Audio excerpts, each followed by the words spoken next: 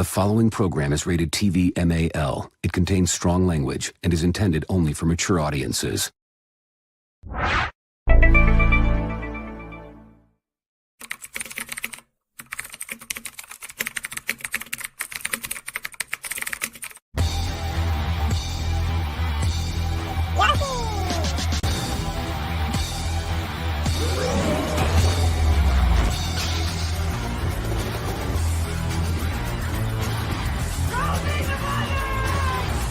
Where's my money, bitch?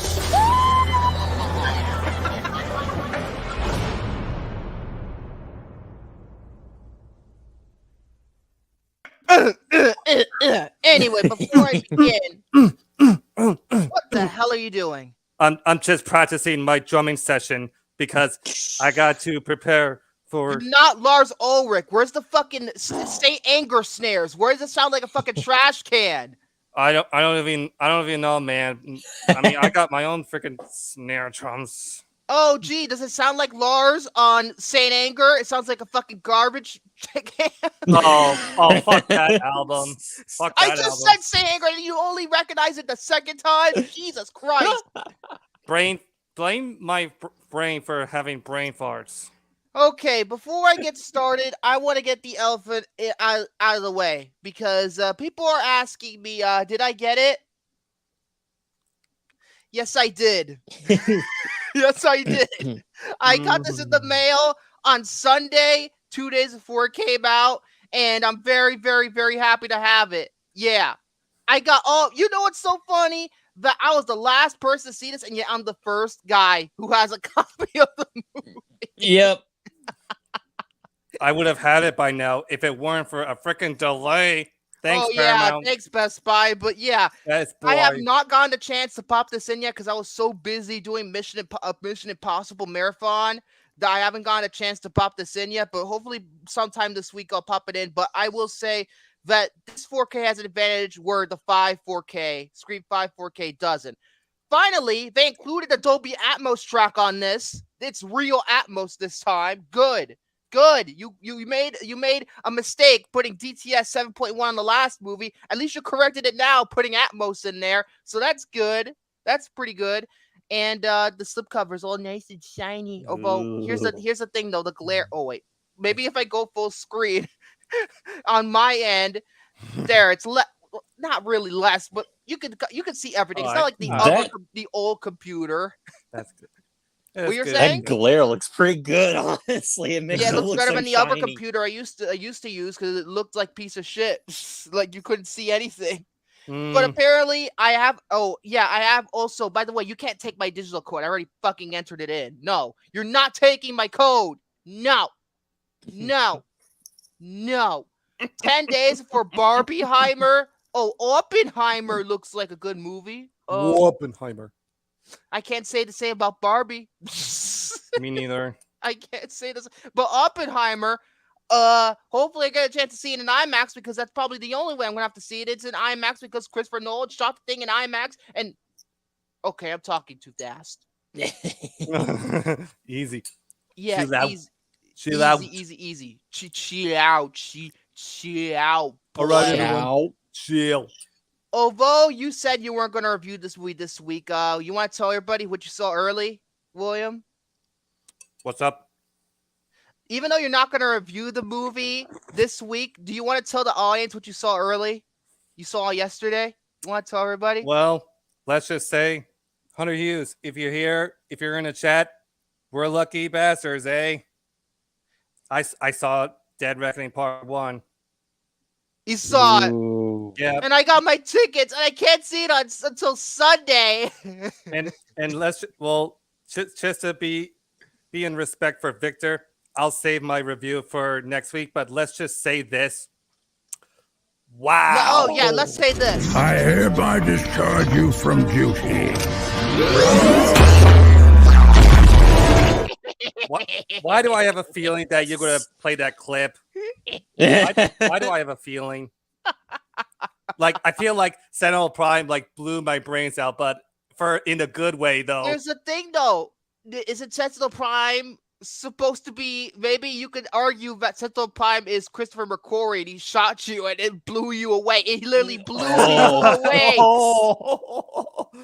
If that were the case, then hey, why not go see it again in a freaking IMAX screen and I'll be blown away even more. Well, it's probably going to be only in IMAX for like a week because Oppenheimer's going to take everything up for like 3 weeks straight until Gran Turismo. That's true. But public service announcement. If you ever get a chance to see Dead Reckoning Part 1, please do yourself a favor.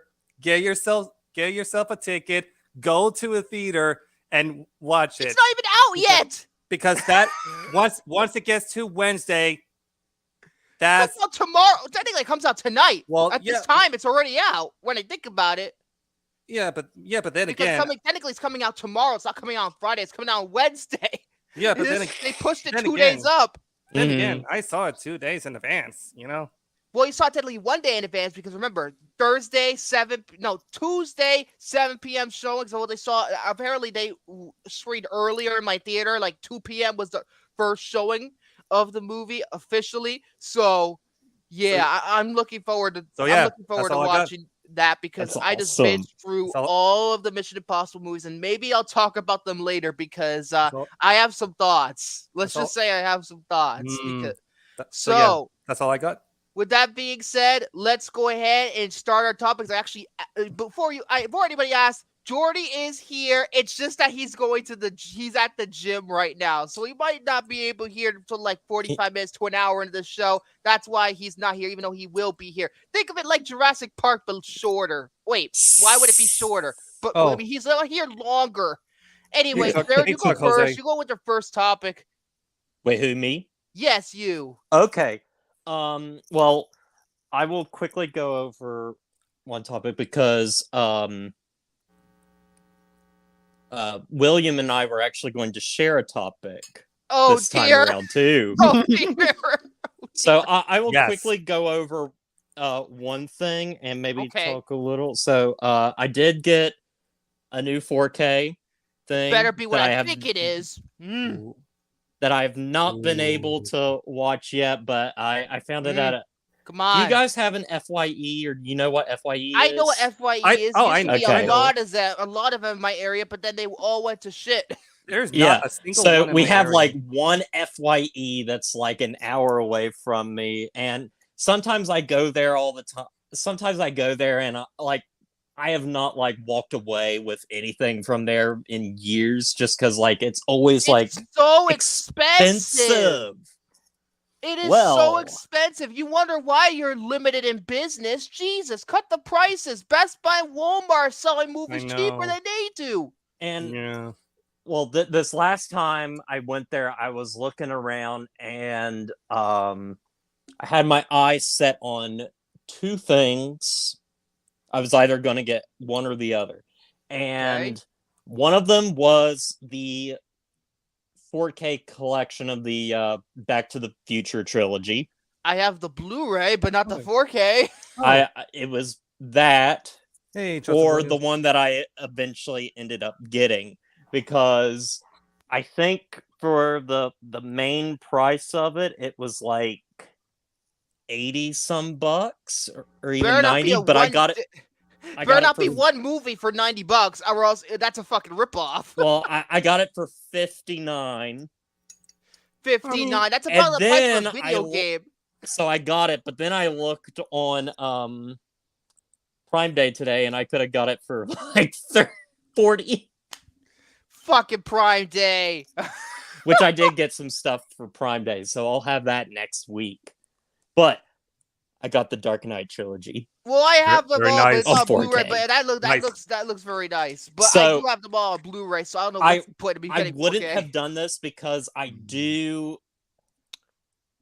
never owned The Dark Knight Rises on Blu-ray.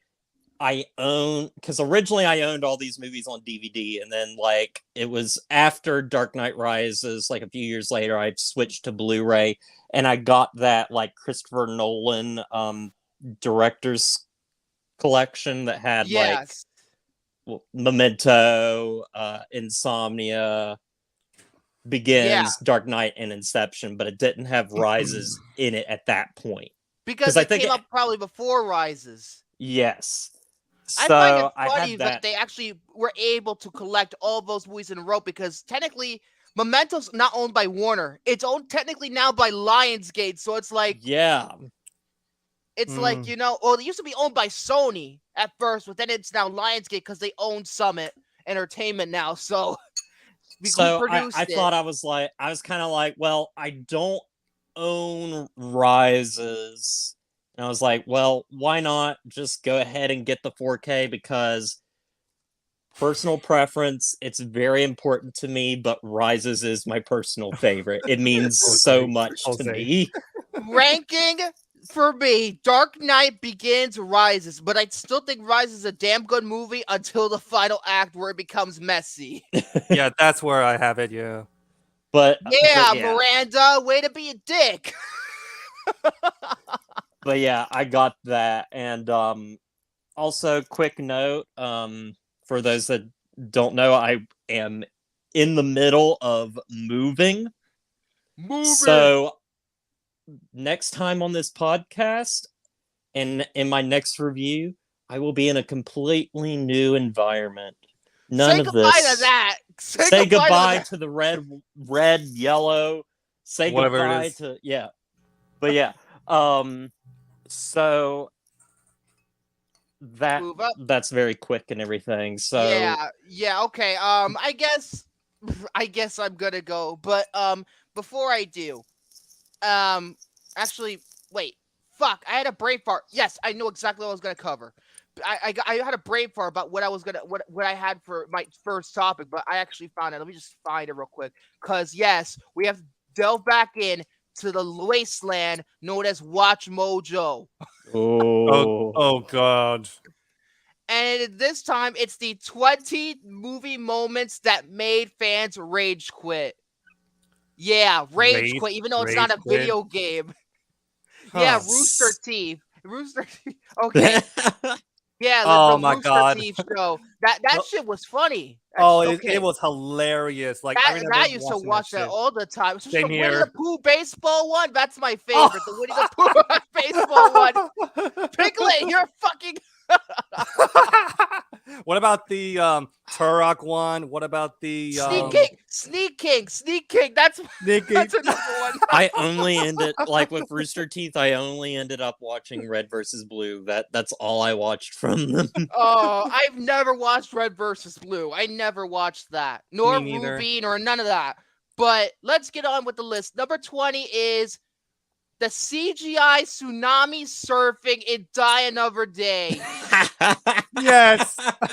It looked like a freaking PS2 game. God. I had some goofy fun with that movie, but Another Day. That and the big third act reveal with the main villain. Oh God, takes the cake for me. Well, yeah, like he's like white or something. Like he's like an he was Asian. Yeah, he was exactly. He was Asian. Jared, those are the same scenes I saw. I never saw the whole thing. Oh Jesus! I mean, Die Another Day is just something that, from start to finish, it's a complete catastrophe. But you can't look away from it. Every decision in that movie, from how it looks to the music, especially the fucking song. Jesus Christ. That Madonna song is awful. Pretty awful. That ear. And just oh my God, Pierce, you deserved a better send off than this. Mm-hmm. At least Dalton and Craig got decent send offs. This, no. Yeah. It's like almost as bad as A View to a Kill in terms of send-offs. Roger Moore. That movie is terrible. That movie is pretty bad. It's terrible. Well, another thing about Die Another Day, and a lot of people forget, Rosamund Pike made her debut performance in that movie. That's right. What? Which I find hilarious. Right. Yes, she's in it, and it's her debut. You thought Doom was her debut? The Doom movie was her debut? Nope. It was that. What? Yeah. Number 19 is Godzilla's reveal in Godzilla. Which one? 98. Come on. 1998. Yeah, come on. Like honestly though, if you were to remove God, then should have been Zilla. I mean, give me a No, it should have break. been called Jurassic Park 3. and plus Roland Emmerich, man. Oh my! Like I said We last just week, went on praising him, and now and it's now time it's to- shitting on We're him shitting again. on him. Oh Praise my to God. shit. That's a lot of fish, and it's funny that Godzilla had one of the best marketing campaigns to any movie, and yet the movie was pretty shit. Like, think about it. The trailers for Godzilla 98 were actually pretty damn good. Mm-hmm. And look how the final product turned out. Number 18 is the CGI suit in Green Lantern. What? Yeah. I don't remember the CGI soup. The suit. The suit yeah. is CGI. It's computer His- generated. Oh Write that one down. Oh my god. I remember for the first time, like I watched that movie with my friend, and I was like just baffled watching it because I'm like, I see all these people in the movie, I see the like writers attached, I see the director, and I'm like, why Mark Hamill doesn't is a this great work? filmmaker. Why Yeah. did this turn shitty? I know. I'm like, why does this not work? I mean, oh my goodness. And also, Greg Berlanti's also to blame. So he wrote the fucking thing. So, Excuse me. number 17. Oh God. It's from Fantastic Four: Rise of the Silver Surfer. You probably know know what I'm gonna say. Oh, Yeah. Let's put it this way. I know. Cloud. Yeah. Fart gas. Galactus is a cloud. Because Tom Rothman thought his original design was not commercial enough. Oh, That is the God. true story. Tom Rothman, go fuck yourself. I've ranted about you too many times. He's Like just honestly, a big fat You cloud. could make that Actually, he doesn't even costume look in like he doesn't even look like a cloud. It looks like fucking debris from Transformers, like the debris you would see in any of the Bayformers movies. like Looks like debris. oh my Oh, god. well, I will say this. Rise of Silver Surfer is a bit of a guilty pleasure. I actually kind of enjoy the Tim Storm movies more than whatever the fuck Josh Trank did. I think the movies are pretty okay. Like they are watchable. Exactly. They're watchable. They're a decent time waster. That's what they're good for. Josh They're Trank movie, good I to don't want to watch that like, ever on again. Yeah, FX. to me, I'm not gonna watch those again. Like the only thing I liked about it was Lawrence Fishburne as the Silver Surfer. Oh, he was good. That's He was it. good. Although the CGI for him was pretty shoddy. Yeah, He's it's back when like it came out, it was questionable. a bit I also shoddy. actually like the actors that I do they get too. They for have those chemistry. movies. Yeah, those four have good chemistry, and I wish they made a third one just to see them again. I don't know. But then again, like you have to understand something. Chris Evans made the right decision just to step his foot into being the super soldier known as Captain America. Yeah, that's true, but let's face it, Michael Chiklis, he was perfect in that role. Oh my god, he's perfect. Despite the makeup, he's perfect for the role. Oh yeah, that. Yeah, although the CGI in Fan Forcing is arguably worse. Oh That yeah, CGI version. No, it literally is worse. Let's be real here. Number 16 is in Judge Dredd, where he takes his helmet off a lot. I am the law. Oh my god. Danny Ken, at least you did I Still Know What You Did Last Summer and the pilot to CSI Crime Scene Investigation, because this could have killed his career. And also, wasn't Rob Schneider in Yes, this he's movie? in it. Oh my And Diane Lane. Oh my god. I've heard that movie is so bad. I heard it's not very good. Number 15, oh my god. This is a movie I saw in the theater, and I was just like, let's put it this way. They ruined it in the trailer. Oh. Ruin the trailer. Ruining the trailer. Oh. Hold on. Is it? Hold on. Oh my god! I'm gonna need Why is it the a Jeopardy music next time? Why is I'm it gonna a, play it on you. Why is it a tip of my tongue? I'll just say it. Just say it. Yeah. Terminator Genesis. Oh, I should have known. Damn it. It's the part where John Carter is revealed to be the bad guy. And yet I still think Dark Fate is worse in terms of how he's characterized. Oh god, let's not forget too, like how I'll admit, Dark Fate. Genesis is a bit of a guilty pleasure of Oh mine. my god. Oh Guy Courtney Jesus. cannot fucking act. Oh god. I'm sorry. From Good a Day to Die Hard now to this. Oh my god. Number 14, I disagree. Iron Man 3, the Mandarin stuff. Where Guy Pearce is really the Mandarin, not Ben Kingsley. I'm sorry. That was funny. That was funny. That was funny. Yeah. Honestly, people should have known because it was Shane Black that he would do that kind of thing because it's Shane fucking Black. He's known for that comedic take. I'm perfectly fine with it, and honestly, Iron Man 3 is my favorite. I can't say it's my favorite, but it's my second favorite of the Iron Man movies. It's my second favorite. I prefer it over Iron Man 2. Yeah, I do. One's always the best. Number 13. Yeah, Iron Man 1 is the best one of the three. But, oh no. In 2007, AVPR, the hospital scene. Oh, shit. This scene is... When I saw this, I was doing a Predator marathon last year before Prey. When I got to Requiem and I got to the hospital scene, I was disgusted. I was absolutely... It was just for shock value. I think I remember that. It's where there's a newborn baby, this woman, and she's her newborn baby, and she's pregnant, and she's going to labor, and they kill her the chest burster kills her baby. Yeah, I believe that's what happened.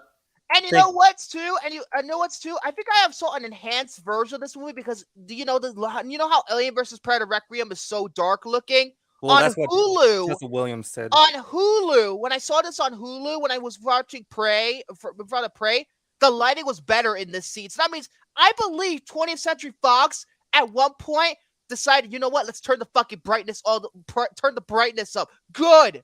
For any future streaming version, good. You turn the fucking doesn't change the fact that it's a bad movie. It is a bad movie, but at least you turn the fucking brightness up for any future release. That's the least you could have done. Because I remember this scene looking brighter on Hulu, so you know, at least they did one thing. Oh my god, number 12, me some.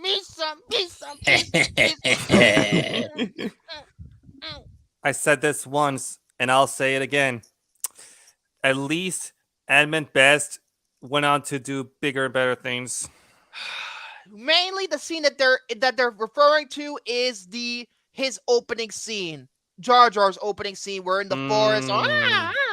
Pretty much that Qui-Gon and Obi-Wan meet him and stuff. And yeah. Although they say his continued presence also is really, really awful. Fuck the prequels for episode 3. Number 11, Nuke the Fridge. Yep. I'm sorry. Yep. Nuke the Fridge. I remember that. Oh my god. Oh god. And then after he got out of the fridge, god, number 10 is a thing we're about to get to in a potential future episode. It is when Timmy the T-Rex is killed off in Jurassic Park 3. You know, the dinosaur, the T-Rex from Lost World, codenamed Timmy, and he gets killed off all of a sudden, and it was a big fuck you. Hey, you know what? I would have replaced it on this list, to be honest with you. I'd never really seen Jurassic Park 3. I heard it's not very good. With that being said, it's better than anything Colin Trevorrow would have done. Fallen Kingdom and Dominion much? Especially Dominion? Oh my god. They should have put the locusts on here. Oh, for God's sakes. Was one of them Hopper? Oh my god. From A Bug's Life? Number 9, the dancing emo kid from Spider-Man 3. Oh my god. For God's sakes. Oh my god. I'm gonna take a load of this. Oh god, take a load of this. Oh my god. Number 6.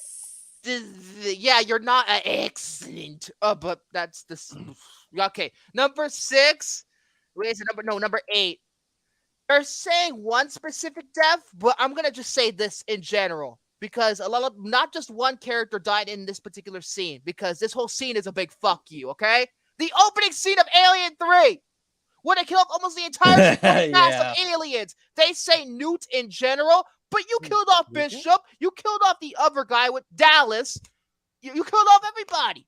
You didn't. It's not just Newt that died. Bishop also died, and freaking fuck Alien 3. They are so missed. And they're killed off screen, which made it even worse. And they're killed in the opening credits.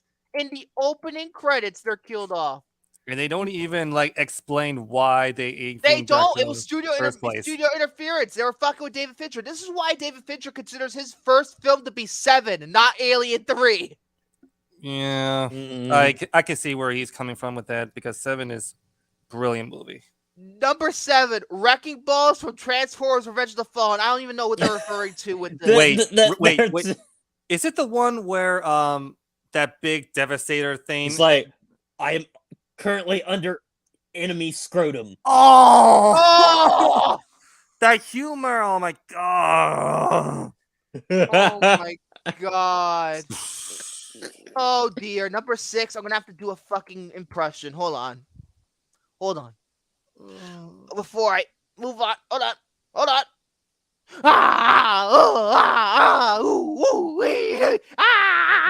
Four people. Oh, 4 people. Actually, it takes 5 people to lift a rock. I was gonna say like 5 people. It takes like 4 people to do it, and then 1-5 to send the. Oh, that is a horribly shot sequence too. It's all in one take, but it's done so poorly. It's like the anti-extraction. Oh my god. Number 5. Every villain intro in the Amazing Spider-Man 2, aka Sequel Bait the movie.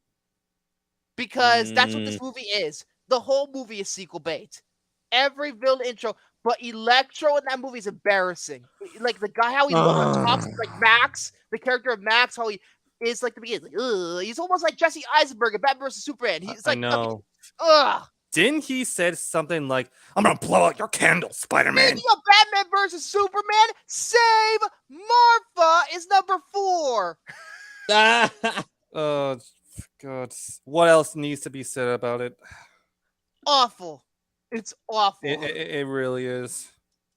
Oh my god. Next one, number 3 is the opening scene of Dragon Ball Evolution. I'm glad Jordy didn't show up because he would have been pissed. It's the one where they're on the wires. It's clearly you see. Oh my god. That's one of the things I saw. And then he shoots the like fly or wasp, whatever, in his mouth. And oh my god. That is hilarious. Oh my god. Number 2, X-Men Origins Wolverine. I don't need to even say it. Yeah. I don't even need to say it. It's the It's that. Oh, I thought they were talking about the claws that No, not the claws, not the claws. Deadpool's mouth. Oh. Number 1 is the most biggest fuck you. I almost regret doing this list because of what happened here. Because this shit is a big fuck you. This list could go fuck itself because of what this did here. And it's part of a controversial bullshit. I have to get the fan babies involved. Number 1 is Leia's floating in the air as well as Luke dying in The Last Jedi. Fuck you. Yeah. Fuck you. Fuck you. I'm not gonna say anything more. Because, wow, Watch Mojo just proved to you right there that they are also fan babies too. They just proved that. Oh, William, I was about to call on you next. What happened here? I guess I made him upset. No. It's not my fault. It's not my fault that people are assholes. It's not my fault. It's not my fault that I love The Last Jedi. Me too. I do too. I love everything in it. I love everything in it. Ryan Johnson, you deserve better. He did get better. I mean, Knives Out kind of saved his career. Everybody loves those movies. Yeah. Although to be fair, he directed one of the greatest episodes of television. So why are people complaining? Ozymandias is one of the greatest episodes of TV ever, and yet think of it this way: Ozymandias, because it's not what they would have done. Well, spoilers for Breaking Bad. For anybody who hasn't seen Breaking Bad, nobody wanted Hank to die, did they? No. But then he did, huh? And yet they praised that episode, huh? Yeah, I don't get it. I'm sorry. I had to walk out after that number Yeah, one pick. at least there's no Rise of Skywalker because I don't have to be dealing with that shit right now. Especially with I don't. Moving on. I'm just gonna say this. And move on. Yeah. Next. I hate you. Okay. I could have done the saddest deaths in horror movies, but I felt like and plus Dang. it was on the list, so I probably would have walked out. Maybe that was a good choice on my part. Yeah, or it probably would have contained spoilers, you know. Or I think all these are old. Although I see the thumbnails from Dewey's Death and Scream 5. That's almost why I clicked it. No. Move on, William. All right. My first topic revolves around... What? Revolves around that dildo you have in your hand? Folks, if you think the team behind Blood and Honey was bad... Blood and Honey. Oh my God. You think that the team that would move on, quit all projects, right? No, we're going to take the criticism. Yeah. Speaking of that, there's this one quote that I had to read from this article, and it's all up. Oh, shit. I might have to according- take a look at that, Jose. I have to take a look at that. Well, okay, while you do that, it's from NerdBot, and it says, horror film Cinderella's Curse first look images were released. What's that? Wait, what? Cinderella's Curse? What the fuck is that? Hold on. Like the team behind. All right, let me have a look. Honey. Oh my God! You know the same studio who did Winnie the Pooh, Blood and Honey. They fast tracked a spinoff. I told you. It's so obvious, isn't it? Like seriously, Hollywood. If I ever catch you in a dark... Oh, you wonder why the actors are going on strike tomorrow. Guys, behind Blood and Honey, if I ever catch you in a dark alley, I'm gonna beat the living fuck out of your freaking heads because, you're killing this legacy. Do you want to ruin people's childhoods? No, to be fair, Kate Cannon did that with the 2020 Cinderella. No, 2020, 2021, whatever. The one with Camila Cabello, that one. I don't even... Oh, yeah. I don't know. Seriously. The Amazon one. Let's put it that way. Oh, fuck that movie. Oh, that was the 2021 version. I forgot that movie exists. Yeah, they were Pierce singing again.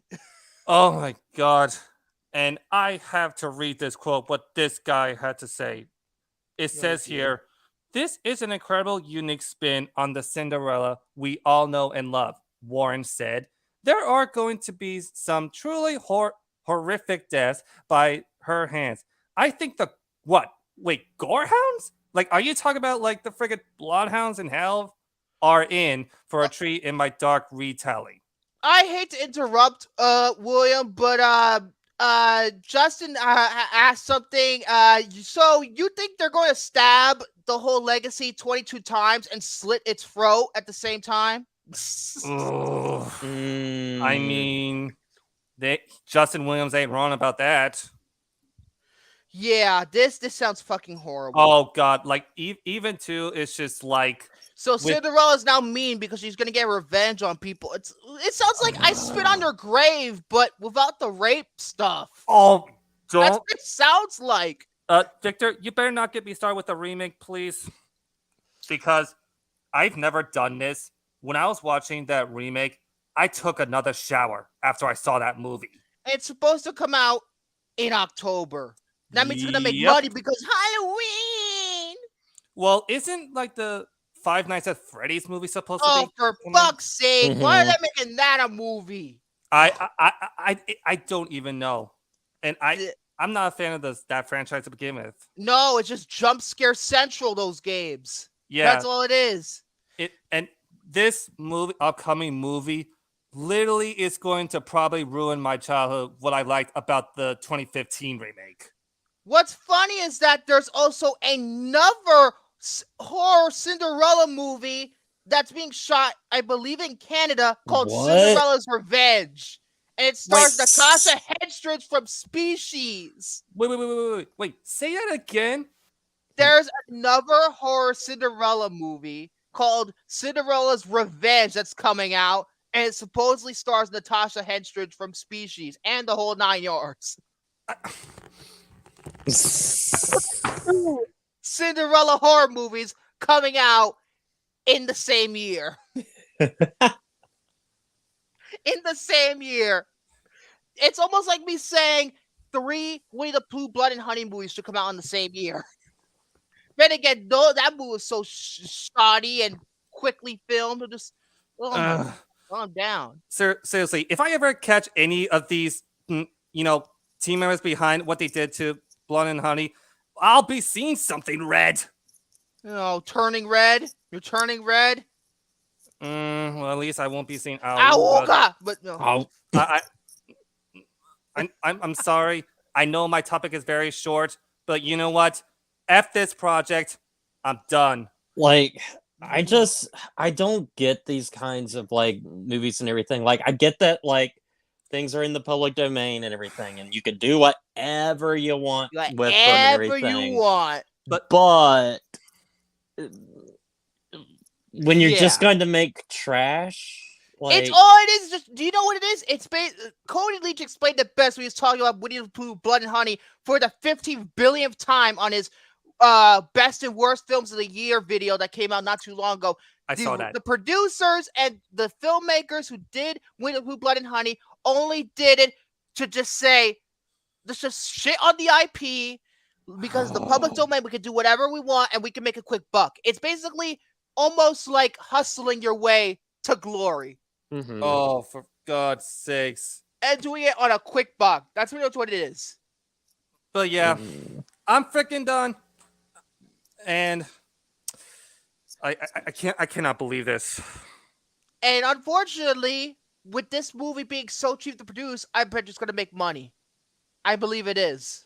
Well, yeah. I'm not let's going to see. be surprised. Well, and the only reason that like Blood and Honey got as much attention as it did is because it's like, what a Winnie the Pooh, like it could have been a completely different thing, but they put the Winnie the Pooh thing, and it's like, oh, okay, well, people will know about this movie now because nobody would have heard of this movie. And it made its money back Blood on and opening weekend.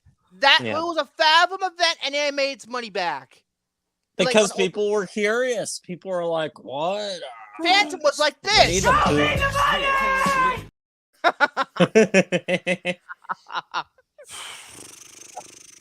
all it was. They showed them the money, unfortunately, because how much did it make? I want to see.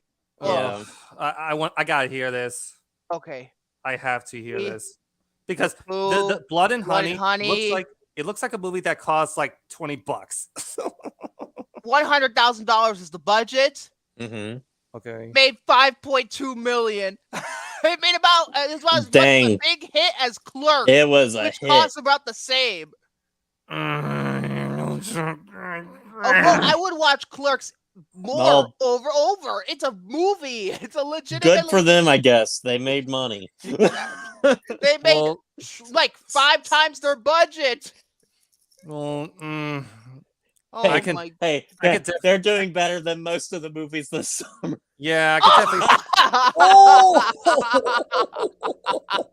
definitely. Look how the summer's going now. Oh my God! Yeah, Dead Reckoning, save us all, please. Save us Please, all, because please. yeah, especially with the I w- strike, people need this kind of I- entertainment right now. I don't know if you guys have watched. He used to be on like Screen Junkies. Dan Murrell. Yeah.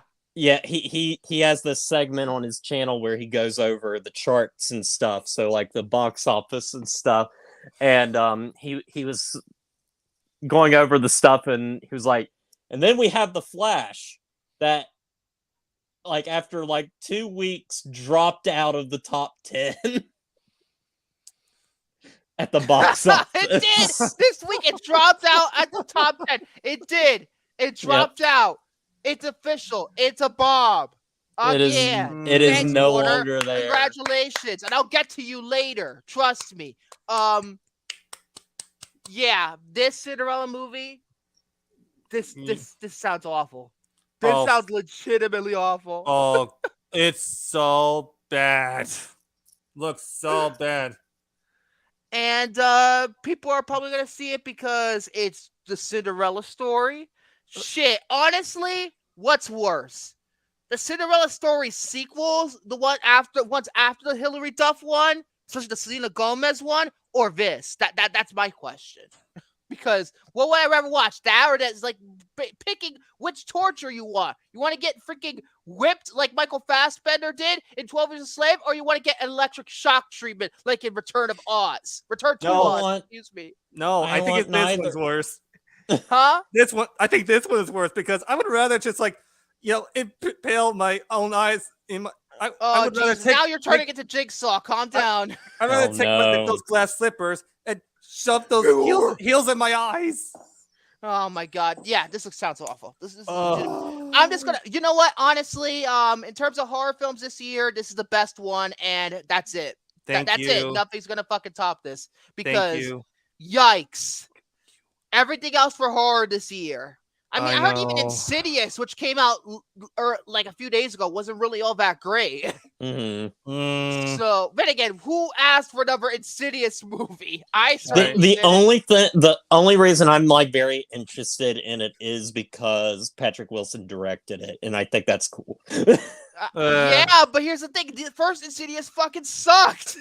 It sucks. I like it, but I know you're not a huge Lee Winnell. Hey, I like Saw. I said I liked the first 3 Saws, the ones that he did. Yeah.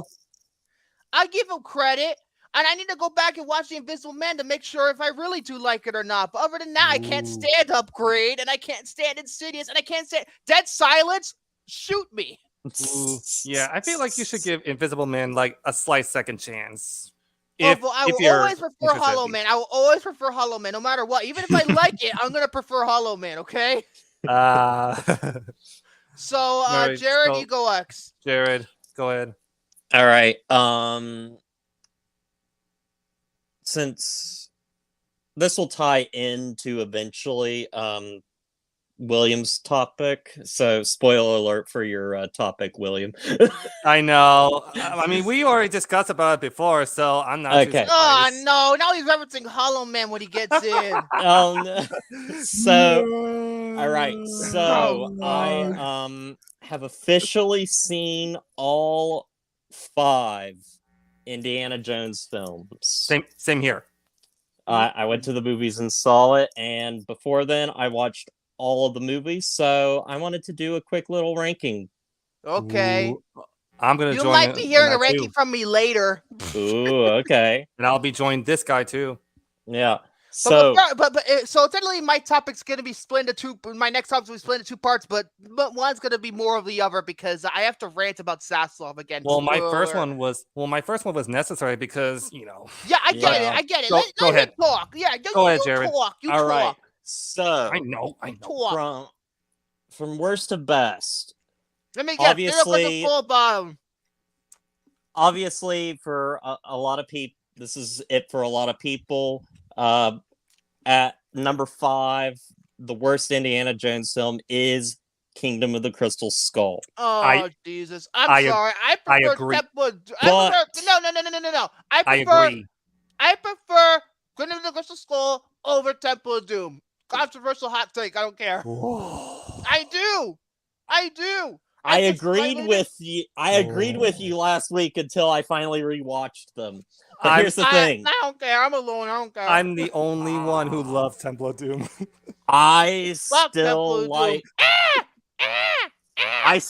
Kingdom of the Crystal Skull. Like, it's got some really awesome like set pieces. I think I love that chase scene like at the university.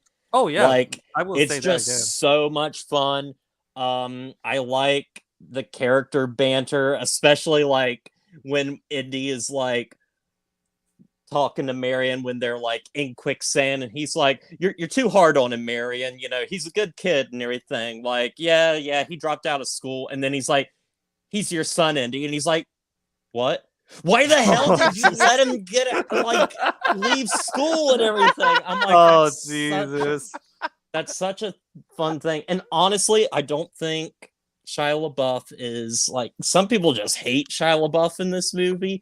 I just don't think they hate him. At least I it's just not don't Revenge think of the they Fallen. I'll say that. At I least just it's not don't think Revenge of the they Fallen. focus a lot on like, you could have done another sort of like father-son thing like you did in Crusade. Yeah.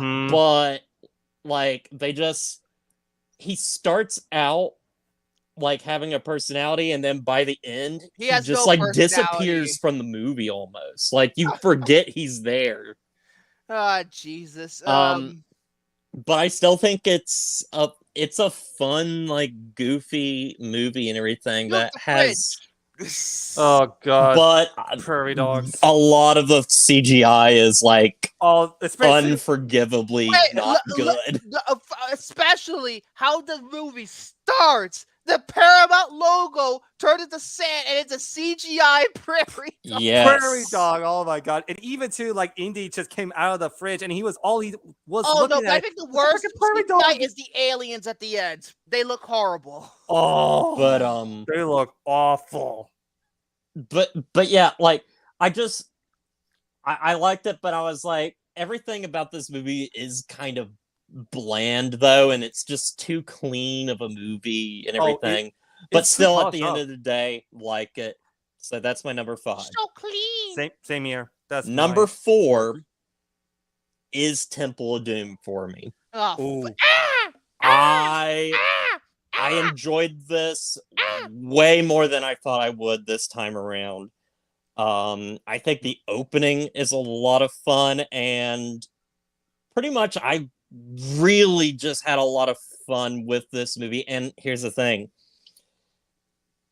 I kind of like Willie Scott. Ooh, I'm sorry, Jared. Like, I feel like Willie is like you know that scene where Indy and Showround were like playing the cars, and all Willie does was just like screaming at the top of her lungs, screaming at every single animal you could think of, including a freaking owl. Like, which owl is it? The owl from Bambi or Winnie the Pooh or something? I don't know. I'm okay with her character only because she is meant to be annoying. Well, like yeah. It's clear like she's meant to be like annoying and frustrating, and I kind of admire it that they went that route. It's it's a downgrade from Marion, obviously. Like she is like just a straight up like damsel in distress. By the way, my next one, the new dog on the block, Dial of Destiny. My number. Well, I'll continue on with a little bit with Temple of Doom, though. I think I hate the whole palace scene. I don't find that funny at all. Like, just like the gross like food and everything. It's like, it's just so dumb to me. And what do you want, the Yoshi? darker chapter. Wait, Jared, hold on. Sorry to cut you up. What do you want? What, Yoshi? Hello? What are you doing? Yeah, and what? You want to kill Jared because of what he said about Willie? No, you can't do that. I paid $1,000 for this computer. Okay, that's a good. He Okay. reaches through the computer and like grabs me. Oh god. Um, But I think I like the darker tone of it, but I think I do there too. comes a part where it becomes too dark, especially when like you start having him like drinking the blood of Kali and then turn evil for a scene. with the For voodoo one shit, scene. the voodoo shit, Yeah. and then you would see Harrison Ford just like, rising up from like that, that plank that he was like lying on, and then he turned evil and he was working for Moram Soram. So Is this right before he rips the guy's heart out, or is this right after? I believe it was. this is after. After. Yes. As for number 3, it's the newest film, Dial of Destiny, which I will not be talking about, but I will say I really enjoyed. And I'll go over that with William. Yeah. more. But yeah, Okay. it is my third then. favorite. Yep. So then number 2 3 is Temple of Doom. is Raiders of the Lost Ark for me. I love this movie, but at the same time, I'm just not very invested in it. I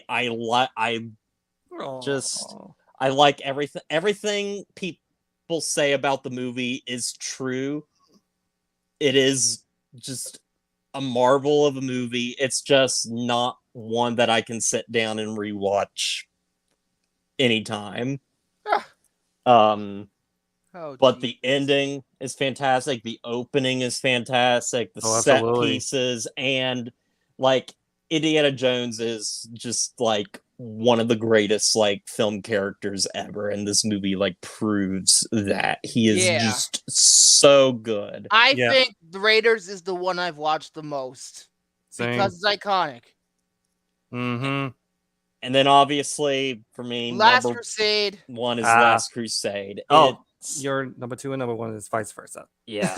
My Last Crusade to me is just the perfect adventure film. It's lighter in tone. It's also Spielberg's favorite one. But that makes a lot of sense. It's lighter in tone. I like the father-son relationship. It's a perfect Father's Day movie. Junior. It really is. Junior.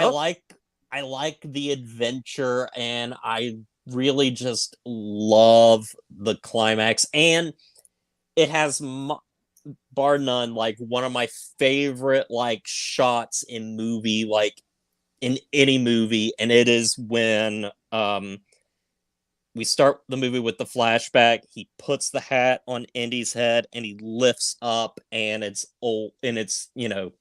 adult Indiana Jones like getting punched in the face. But I love that transition so much, and unlike Raiders, I could watch this movie like right now. Like just watched it the other day. I could rewatch it. Yep. Oh, speaking of young Indy, River Phoenix actually played young Indy. Yes, he did. Wow. River Phoenix, no joke. Wow. That's crazy. And I really want to watch the Young Indiana Jones Chronicles. Well, and that's on Disney Plus now. They just added it. Although apparently it's the edited version where they compile multiple episodes and put them into movies and aired because the episodes were aired out of order. Yeah. They were aired out of order. And that was intentional on George Lucas's part. It's not the network fucking with them. George Lucas did this on purpose so we could jump back and forth between moments in Indy's life, and to the point where the first episode, even though it's technically not the first, like the first like 2/3 of it, because technically it's 3 episodes combined together, but the first 2/3 is like the first 2 episodes of the actual series, and then the third one was later on, so we have an older version of that very young Indy, so it's like hit puberty, and it's very noticeable, and it's like because they re-edited them, and it's confusing, but you'll probably understand when you watch it. Highlight his comment. I did not even know Daniel Craig was in. Then again, he was in King Arthur's Court, so. Oh my god! I forgot about that. And by the way, Hunter Hughes says something funny with the owl in Temple of Doom. He says, "No, it's Mr. Owl because he ate her Tootsie Pop." Oh my god! Let's find out. A 1, a 2, a 3, 3, and the kid was like, "Asshole." Oh, Jesus Christ! yeah. Almighty. Okay, is it my turn or am I confusing myself? I don't know. Yeah, it's your turn. Yes, it's my turn, and I'm going to split this in 2 halves. But first off, I'm going to get the other half. Wait, now I don't even remember what I was going to talk about. I'm a fucking no. I know what I'm going to talk about now. I know what I'm going to talk about now. Let me just get my fucking info ready because I need my proof and my evidence here that I did this. So obviously, I said that I watched all the Mission Impossible movies in preparation for Dead Reckoning Part 1, which I'm seeing on Sunday. So I'm just going to go over them and rank them real quick, even though rankings are overrated. Mm-hmm. Hey, they get the views. Yeah, they do get the views, but Yeah, let's start from the bottom, go on, work our way up. Number 6. There's 6 movies. I watched 6 movies. The one at the bottom is the most obvious one if you know me by now. I agree. Mission Impossible 2. Oh, Fuck this movie. This movie is freaking terrible. Now, it's not quite a -1 for me anymore. I gave this now, and when I watched it again, a 1 out of 5. No, a 0.5 out of 5. But this movie still fucking sucks. There is almost nothing to like about it. There are a few things, very rarely few things. For example, give it Tom Cruise this. He did most of his own stunts. The knife stuff was actually pretty cool. If it was a better movie, it would have been better. But he did it. He did the best he could. He did. And the Limp Bizkit song. I gotta say this. That is one of the best songs written for a movie. I'm praising Limp Bizkit. I know, sacrilege, right? But take a look around. The song they did for this movie is incredible. It's superior compared to this movie. Limp Bizkit is the best thing about this movie. Think about it for 1 second. Limp Bizkit, Fred Durst is the best part about Mission Impossible 2. You know, it says something when Victor prefers that song over "I Disappear" by Metallica. I don't mind the song either, but I prefer I prefer Take a Look Around. That is just freaking. Know it's good when they play it twice in the movie. Once right before the right when Ethan gets his mission, gets his debrief before the opening credits, with the opening title sequence because the opening credits are already running. And then the end credits. They play it twice in the movie. That's how good it is. Yeah. And it's better than whatever the fuck Hans Zimmer did on that score. What the fuck is that? Yeah, I cannot argue or defend this film. And the other positive I had with it was Luther. He was the best character. Luther. Luther is awesome. Character. He's awesome. Luther is as always. He's the best character. Well, one of the best characters. It would have been even better if Benji was there, but Benji's saved it for the next movie. I know, but Bobo, the Australia guy, the other guy they were with, the Australia guy, he was fucking annoying. He was really fucking annoying. Oh, God. But he's not the worst character in the movie, though. I can tolerate him compared to some of the others. But I'm going to work my way up saying the Hans Zimmer score for this movie is one of his worst scores of all time. It's a fucking mess. It is a mess. It is so many different scores put together, put in a blender, and this is what you get. At first, you have this rock, new metal kind of sound from Hans Zimmer. Okay, maybe with the extreme aspect of this movie, it could have worked. But then the movie rips off Gladiator in several cases with the score for Gladiator because he and Lisa Gerrard, who did the score for Gladiator, they both did the score for it. They're working on this score at the same time they were doing the score for Gladiator. And there's this one bit when a certain character, which I'll get to later, injects themselves with the stupid virus. I'm going to talk about that scene in detail in a minute because that pisses me off. But that cue in that track for the score, it's literally a ripoff of Now We Are Free from Gladiator. But you also add electronic influences in there, and it's literally just almost the same fucking thing as that song. I'm just like, what the fuck happened? Oh my God. I know. It is so awful. I mean, to think Gladiator is one of Zimmer's best. Exactly. This movie came out 3 weeks before Gladiator. This was half-assed. But that's the least of this movie's problems, because this movie starts the real bad stuff comes from the script. Jesus Christ, where do I begin? I begin? It's all over the place. First of all, Ethan Hunt doesn't act like Ethan Hunt. He's a fucking asshole in this movie. He's an asshole. Only cares about himself. He doesn't care about it. See, he half the time he's not even with Luther or the Australian guy. What? They're only together in like one scene or maybe 2 scenes tops. I thought this whole Mission Impossible franchise was about the team, especially from Ghost Protocol onwards. It's all about the team, not just Ethan. And let's not forget too the amount of plot holes that the movie my god, has. I'm gonna get to that, but the plot, but the whole fucking premise is so stupid. It is so stupid. Very. Ethan Hunt is trying to get rid of this virus called Chimera that's supposed to be affecting the entire world. Gee, what does that remind me of? Dang. Yeah, this movie has aged like fucking milk, but. That whole plot is stupid. I mean, the characters.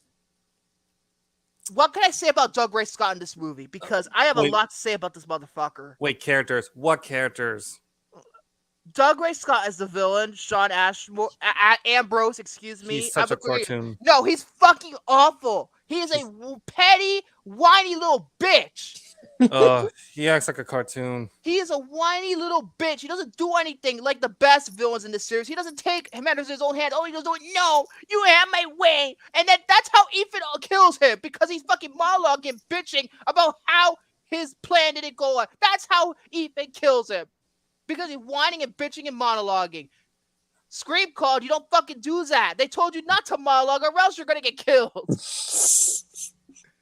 And this guy was almost, that's right, Doug Ray Scott had to do reshoots for Mission Impossible 2 because the trouble had a trouble production. This guy he was cast as Wolverine originally, but then Hugh Jackman took his place, and thank God he took his place. Yeah. Because if Doug Ray Scott were to be Wolverine, I'm sorry, I don't think he would be an iconic character. I thought it would just be some guy on the screen. People will be focusing on Patrick Stewart as Professor X. He's like the main X-Men guy, not Wolverine. Oh, Jesus. If he were to be cast as Wolverine, I would much rather stick with the cartoon. He was cast, but he had to drop out. Well, and that's how they got Hugh Jackman. But yeah, just that movie sucks. Not only that, the character of Naya, the worst female character in Mission Impossible history. I cannot stress this enough. Tadway Newton, she's a good actress. I've seen it before, especially on Westworld, but my God.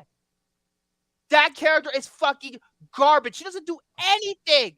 She is established as part of the team that's going to be with Ethan on this movie. And yet she does fucking nothing. Her mission is technically to sleep with her ex to get information about what he's doing. Yes, this movie is sexist too. Oh, for God's sakes.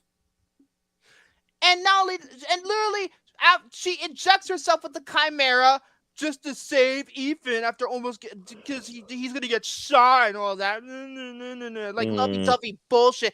And what's funny is that, Ethan's like, I'm gonna find a cure, blah, blah, blah, blah, blah. And instead of doing anything, instead of helping him out, instead of helping her, finding him and helping him out, she just walks on a cliff and nearly commits suicide because of because she's injected with the virus. Oh my God. Instead of helping, Ilsa would never do that. Even Jade for Ghost Protocol wouldn't do that. Even freaking Ferris from Mission Impossible 3, as much of a minor character she wouldn't do that. Julia wouldn't do it either. Jesus Christ. Even Claire, a character I don't like in the original Mission Impossible, she would have done better than this. She wouldn't do this. Oh my fucking God. That love story is not... It's not... Why do they... Oh my... It's not convincing. They have no chemistry. Yeah, even upon a second watch, I was just like that. And she was chemistry... nominated for Worst Supporting Actress at the Razzies. And guess what? At least Tanway Newton, she disowned from this movie. Good. Good for her. Good. Fuck this movie and the slow motion. Oh God, it's so like poor. The editing is the worst part of this movie. The story's already bad, but the editing is some of the worst editing I've ever seen in any movie. This does not look like a movie. It's edited like a fucking music video. Oh, like especially with the slow-mo, when the slow-mo kicks in and then afterwards it just goes straight back to the normal, like, speed rate. And it just looks ugly too. And the sound mixing's not that great. It really is not that great. And a lot of people say the sound mixing is not very good. And also too, back to Sean for a minute, the villain. He's a fucking pervert. He is the biggest scene where Naya meets up with him. Oh, he came back to me, yay! And he's like, "Try this on." Takes off her clothes, and he's like, "What happened? I thought you wanted me." And she's staring at her naked, and he's like, and she's like, "I thought you want me to put on this dress.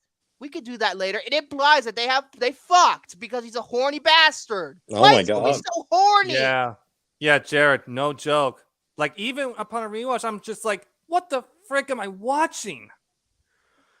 And, oh my God. And the doves. We got to talk about the doves because the John Woo trope, he always does it, but this is the worst the doves have ever been. They actually participate in the action. No, it's not good. Well, at least he can probably use those doves in a better movie called Face And it Off. says, even at the end of the movie, I believe it says no doves were harmed during the make. No person or doves were hurt during the making of this movie. I believe that's what it says at the end. I didn't look that up again, but I believe that's what it said. Oh my God! I believe that's what it said. Didn't the gods give the doves like immortality or something? This movie and Anthony Hopkins paycheck. Oh yeah. Like, even too when I was he's not even credited in the credits. He's not even credited. That's how bad. That's how he just like take the money and run. Yeah, you don't even need to credit me. Vic, you know what's funny? As I was watching that scene and I got up to seeing his character, you quoted Silence of the Lambs with Father Beans, and I said, "Nice Chianti." No, but anyway, and also he says one of the worst lines in cinematic history. Something about the lines of he says this to Ethan while he's talking. I forgot what the fucking line is. I wish I had the fucking hold on. Give me a fucking minute because I'm trying to find the line because it's a very notorious line. It's an awful line. I forgot. Oh my God. I wish I didn't forget what the fucking line was. That was cringe. Shit. Fuck. It was something that Anthony Hopkins says to Ethan or something about the lines of oh God. Oh, no. Oh God, I forgot what he said. If anybody could tell me what he said, like the really where he here it is. This isn't mission difficult. This is mission impossible. This is one of the worst lines ever in a movie. This isn't mission difficult. This is mission impossible. He name drops the franchise in the movie, but it's like poorly done. He should have said, "This is Mission Impossible 2." Bad pawn. That's it. Fuck this movie. I'm moving on. Yeah, move on. I'm gonna be Superman 4: The Quest for Peace. That's what this movie is. Oh my God. Number 5 is the original Mission Impossible. I do like this movie. That's where I have it, yeah. It's a very different movie compared to the others because this is not an action movie. This is really not an action movie. It's much drier. Mostly it's dry, not only dry, but it's more like a legitimate spy movie. It's a thriller. It's not a action movie. It's a thriller. I think it's still well done. There are some parts that are paced kind of poorly. I already established I don't like Claire. I don't really. The actress was good. Her acting was pretty good, but I'm talking about the character and how she's written. There are a lot of risks taken in this movie, especially with the character of Jim Phelps from the original Mission Impossible series. He was the main character. He's the villain of this movie. Honestly, they made the right choice making him the villain. A lot of the cast members from the original Mission Impossible series disowned this movie because they're like, oh no, this is a character assassination kind of moment. You know, they're treating their characters like shit because almost all of them die in the first 20 minutes.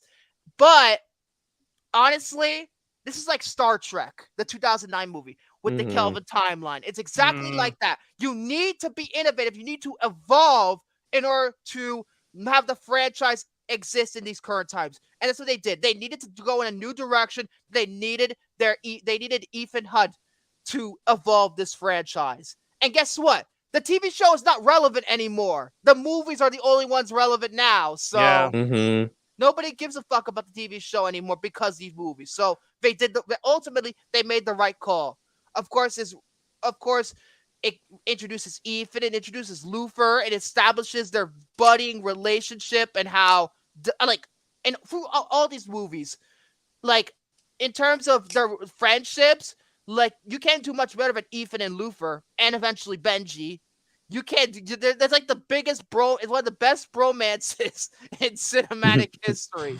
And yes, I did say it was like The Fugitive because it's pretty much like The Fugitive. Yeah, it has like those similar beats of except without the Tommy Lee Jones type of character. That's the only difference. The scene in Langley is pretty good, but I prefer the third act on the train. On the train, even though the CGI is very dated in that scene, I really like what they did with that train. Yeah, I was gonna say the Langley. Although it is too much of a speed knockoff because it's too much of a knockoff of the climax to Speed when you think about it. I was gonna say that heist scene because that was like probably the most intense like set piece in that entire movie. You know. So yeah, I just like this movie, but I do appreciate it. Although the U2 cover of the Mission Impossible theme at the end, that just sucks. And I'm a huge U2 fan, but that sucked. The Danny Elfman scores though with his Mission Impossible theme, that's excellent. That's really good.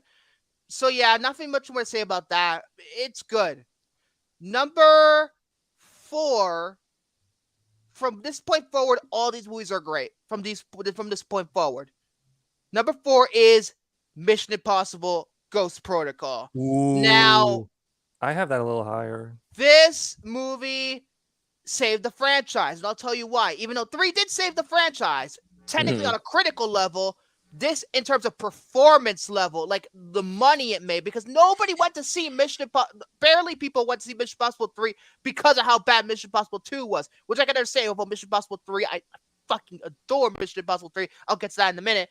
Ghost Protocol, I also adore as well. Brad Bird, this is his first live action movie, and his direction shows that he could have stayed in live action.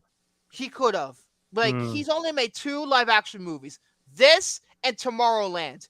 And then he went back to animation. I'm just like, why can't he make more live action movies? He's really good. The Burj Khalifa scene, it's iconic at this point. Oh, yeah.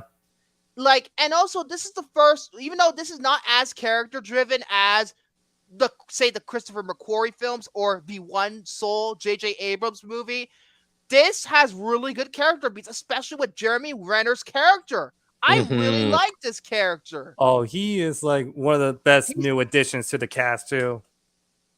You also have Benji joining the team outright because he's in Mission Impossible 3, but he's not part of the team quite yet. He just helps out at one point. But Benji, I love that character. Simon Pegg, he's wonderful in every single one of the movies he's in. Like, but the Benji, honestly, that might be my favorite role Simon Pegg's ever played. I'm going to be honest. I love that character. I'll probably get to him more because he gets better every increasing installment. He just gets better. He added some much needed humor to this movie, and this is a much more comedic movie compared to the others. He's hilarious. Because from the Christopher McQuarrie movies onwards, it gets really, really dark, but this is like the most fun Mission Impossible movie.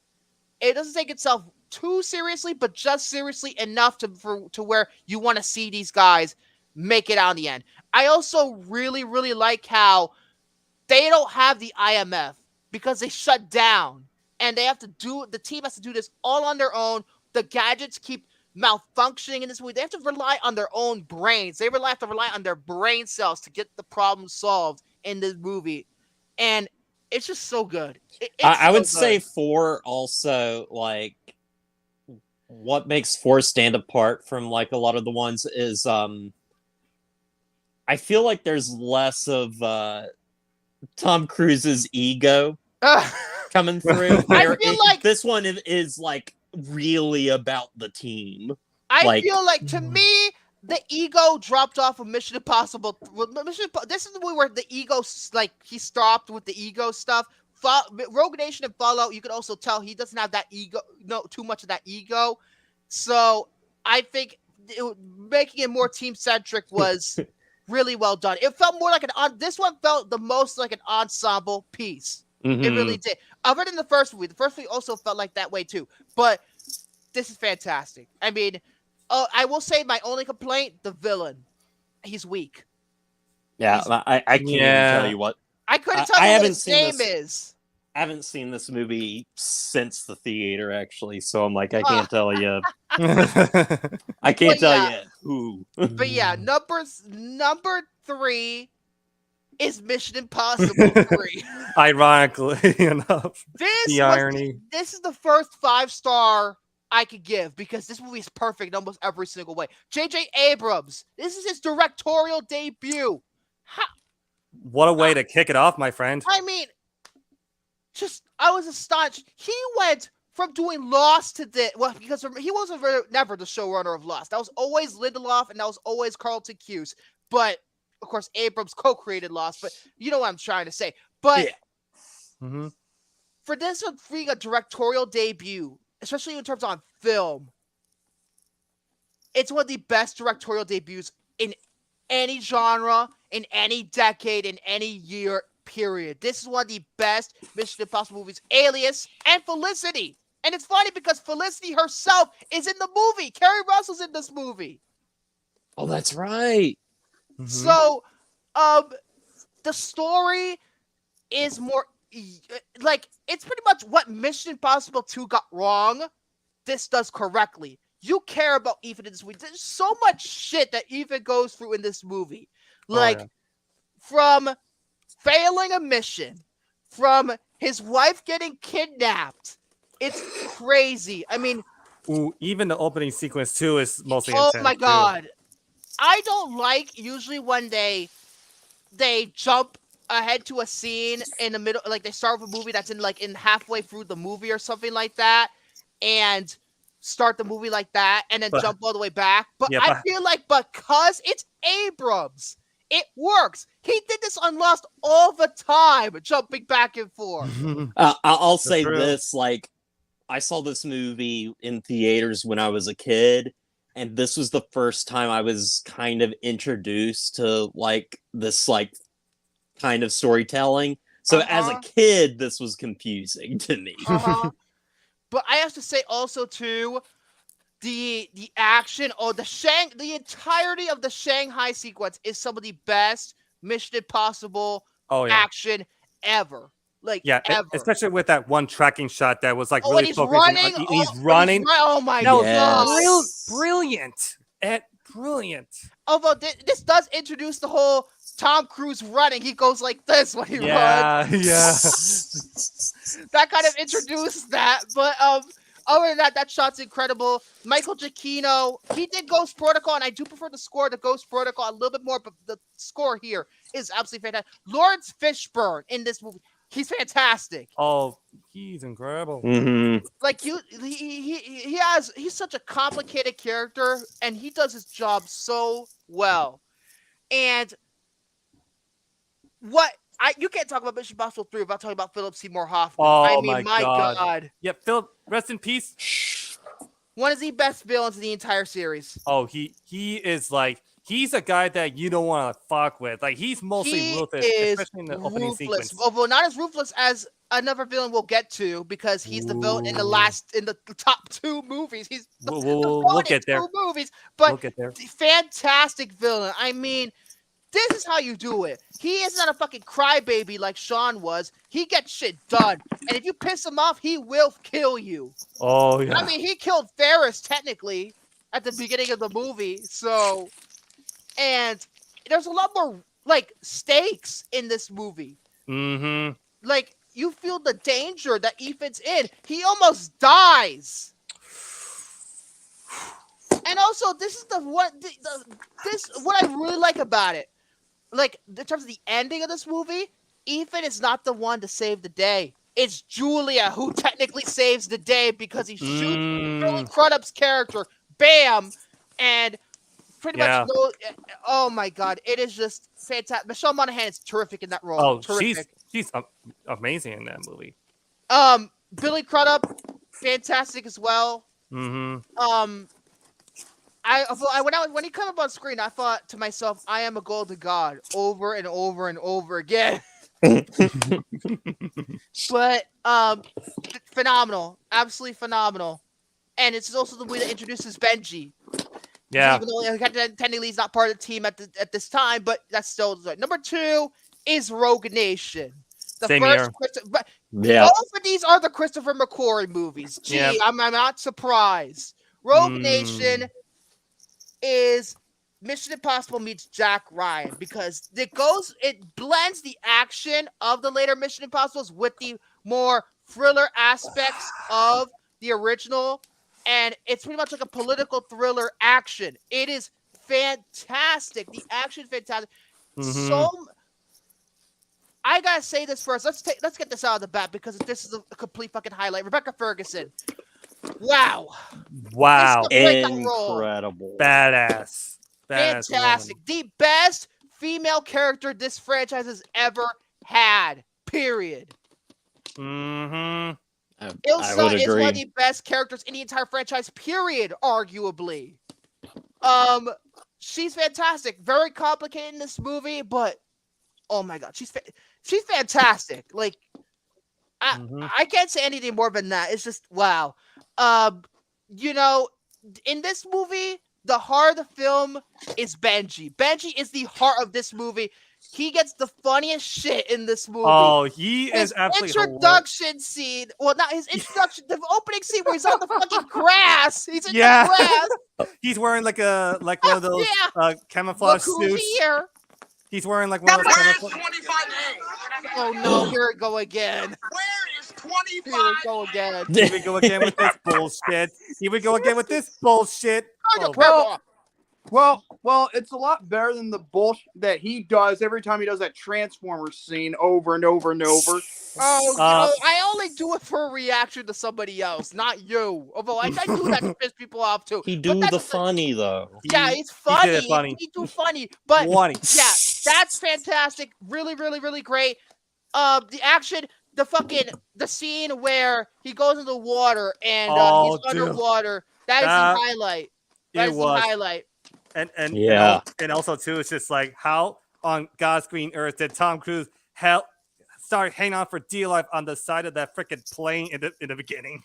Oh, the plane! Oh my! The plane sequence. What a way to start! Wow! You think that that stunt would be in the middle of the movie? No, that's how it starts. That's how it starts. Door. Yeah. I was Open trying the door. But yeah, that's the plot. Alec Baldwin, fantastic. Like, Alec Baldwin. And hey, I got a nickname for him. What? 25 to life. Oh no. Oh. But this movie introduces the best villain in the series, Solomon Lane. Sean Harris. He is the best villain in the entire series. Without a shadow of a doubt. He is fucking cold. He is fucking menacing. You think Damien was menacing? No, he's even worse. He fucking kills people. He almost kills Ethan right on the first 10 minutes. He almost kills him. Yeah. You ain't seen shit with him. To the point where the debriefing in this movie, how they do the debrief and the opening of every single one of these, it's from the syndicate that they're trying to hunt down. I was just like, that is one of the most brilliant twists I've ever seen in terms of doing a debrief in one of these movies. It's just fantastic, and so good. It's so good. It really is so good. And this is the last time you saw Jeremy Renner in this franchise because of his contractual obligations with Endgame. Yeah, true. But that's true. I wish his character did come back, but it's highly doubt that's going to be. But number 1 is the most obvious fucking one. If you don't think this is not your number one, I'm sorry. I don't mean to be rude, but I kind of have to question you if this is not your number one. My number one is indeed Mission Impossible Fallout. This movie is a cinematic tour de force. It takes everything you love about these movies and amplifies them 10 times more. The story is the best it's ever been. Ever. Very. It is the most risky story in the history of this franchise, at least until Dead Reckoning, because probably that's going to take even more risk. But this is an Ethan-centric movie, but it works so well. I could almost give it a 6 out of 5. I give it a 5 out of 5, but I need to think about. It's like this is a masterpiece. This is action filmmaking at its best. Plus the Halo jump in that scene was just brilliant. That and almost all of it was real, aside from the very beginning of the Halo jump, which you could clearly tell they're the CGI clouds. But other than that, that was all real. That was all Tom. Practicality. And although you can't see Henry Cavill in that scene because I believe that was a dummy. But speaking of Henry Cavill, even though I wouldn't say he's the main villain of this movie, some people say he would, but I'm gonna say Solomon Lane is the villain of this piece because Lane, my God, he's fantastic. But Henry Cavill is just as good. He's excellent. This is his best performance. I really do think so. It shows that he can have an action career post Superman, and it's just fantastic. And again, the whole team. Benji, Lufer, Ilsa, they're all fantastic. They're at their best in this movie. There's this one scene in particular with Lufer and Ilsa where they talk about, he talks to her about, first off, it's a retcon. I'll get to that in a second, where he says, Ethan's only cared about 2 women in his life. That's right, 2. Ilsa's one, Julia's the other. They retcons Naya. Good. Miss Mother Tooth is fully retconned at this point. Good. But that whole scene is very touching, and you could tell that Ethan means a lot to Lufer, and Lufer means a lot to Ethan. Ethan saves Lufer at the beginning. He's his friend. He'd rather save his best friend than dealing with the plutonium. That's how you know that that Ethan cares about his team. That shows you that he cares too much about his team. Unlike Mission Impossible 2, where he didn't care about his team, but that's besides the point. It's been retconned now. But yeah, this is an action masterpiece. The helicopter scene, the fucking motorcycle chase, isn't retcon? Doesn't it stand for a retro convention? No. Retcon is taking things out of continuity. But yeah, and it's also too. It's just like he even like in that motorcycle chase sequence, he even still got up with a broken ankle, I believe, and he's still no. That's the one where he's running against all of them. He's running and he's jumping through them. That's where he got injured. And apparently, I believe the take where he did get injured is actually in the final cut. I believe. But yeah, this is absolutely just a masterpiece. And they even bring back Julia in this movie too. And for the limited screen time she has, she's phenomenal. And oh my God, I could talk a lot about this movie, but wait. What kind of movie are we talking about here? I'm ranking Mission Impossible movies here. That would explain why Tom Cruise. You got such a massive hard-on for him. Oh yeah, because Jerry Maguire. But that's the first part of my talk. But this is the second part because I have to talk about another guy that I fucking hate. I wanted to wait till Jordan was here. I specifically waited to do this because I wanted everybody to be here. I specifically waited. Okay. I'm going to rant about Did you see what I put in the fantastic form? Let me have a look here. Oh boy, let me look. It's Stabler choking out people. It's Stabler from SVU choking out people.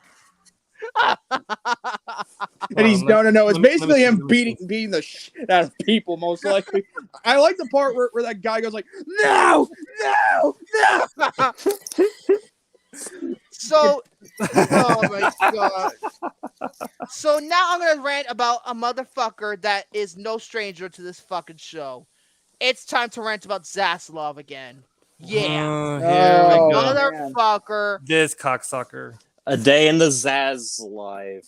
And this is probably a reoccurring segment called "Fuck You, David Jared, Zaslav." that has to be the worst pun I have ever heard in my entire life. Thank you. You know what? Here's the thing. Terms of, you know what? Here's the thing about Victor. He hates David Zaslav so much that if he found out that David Zaslav was his father, he wished that he was aborted. Oh God! Oh God! Yikes! That's a burn. That was rough. Okay. Well. The thing is, at least it wasn't consensual like he's been trying to act like. God. This is technically, I'm going to talk about a thing that happened with GQ magazine and Zaslav recently. Because apparently there was an article that GQ wrote. A GQ writer named Jason Bailey. He is a freelance film critic for GQ. And this article is literally shitting all over him. He didn't make him, it was shitting all over his business, him as a person, everything. And guess what? David Zaslav had the article removed. Wait, are we talking like he made it go away? Yes, he made it go away. Yes. He cannot accept criticism. But that doesn't make any sense. How can you make something go away? Once it's here, it's on the internet forever. I'll tell you why. I'll tell you why too. And I'm happy for Jason Bailey, whatever. I'll tell you why. But first, I want to tell you about the piece itself. So, essentially, he wrote about he was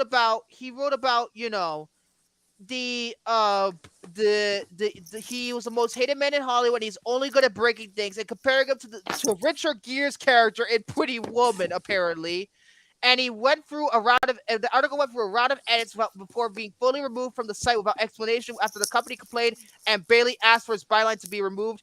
One change removed the most hated man line and replaced it with the face of a rocky and controversial new period in Hollywood. Blah blah blah, yada yada yada. And it is unusual. And they're saying it's multiple errors. No, bullshit. David Zaslav took it out. You want to know why? I have the proof why. Because this is from Variety. The reason why the Warner Bros. Forced GQ to remove the article is because Jason Bailey is producing a movie at Warner. In other words, he is so unhappy working under Zaslav that he decided to out him in public. Good. Mm-hmm. That's what you fucking get. Well, can you blame this guy? I mean, everybody's been chanting "pay your writers" towards Zaslav. And guess what? They're gonna say pay your actors in about T-minus 2 hours and 30 minutes because the actors are gonna go on strike. The actors are literally about to go on strike. I know. Every single one, along with the writers. Yeah.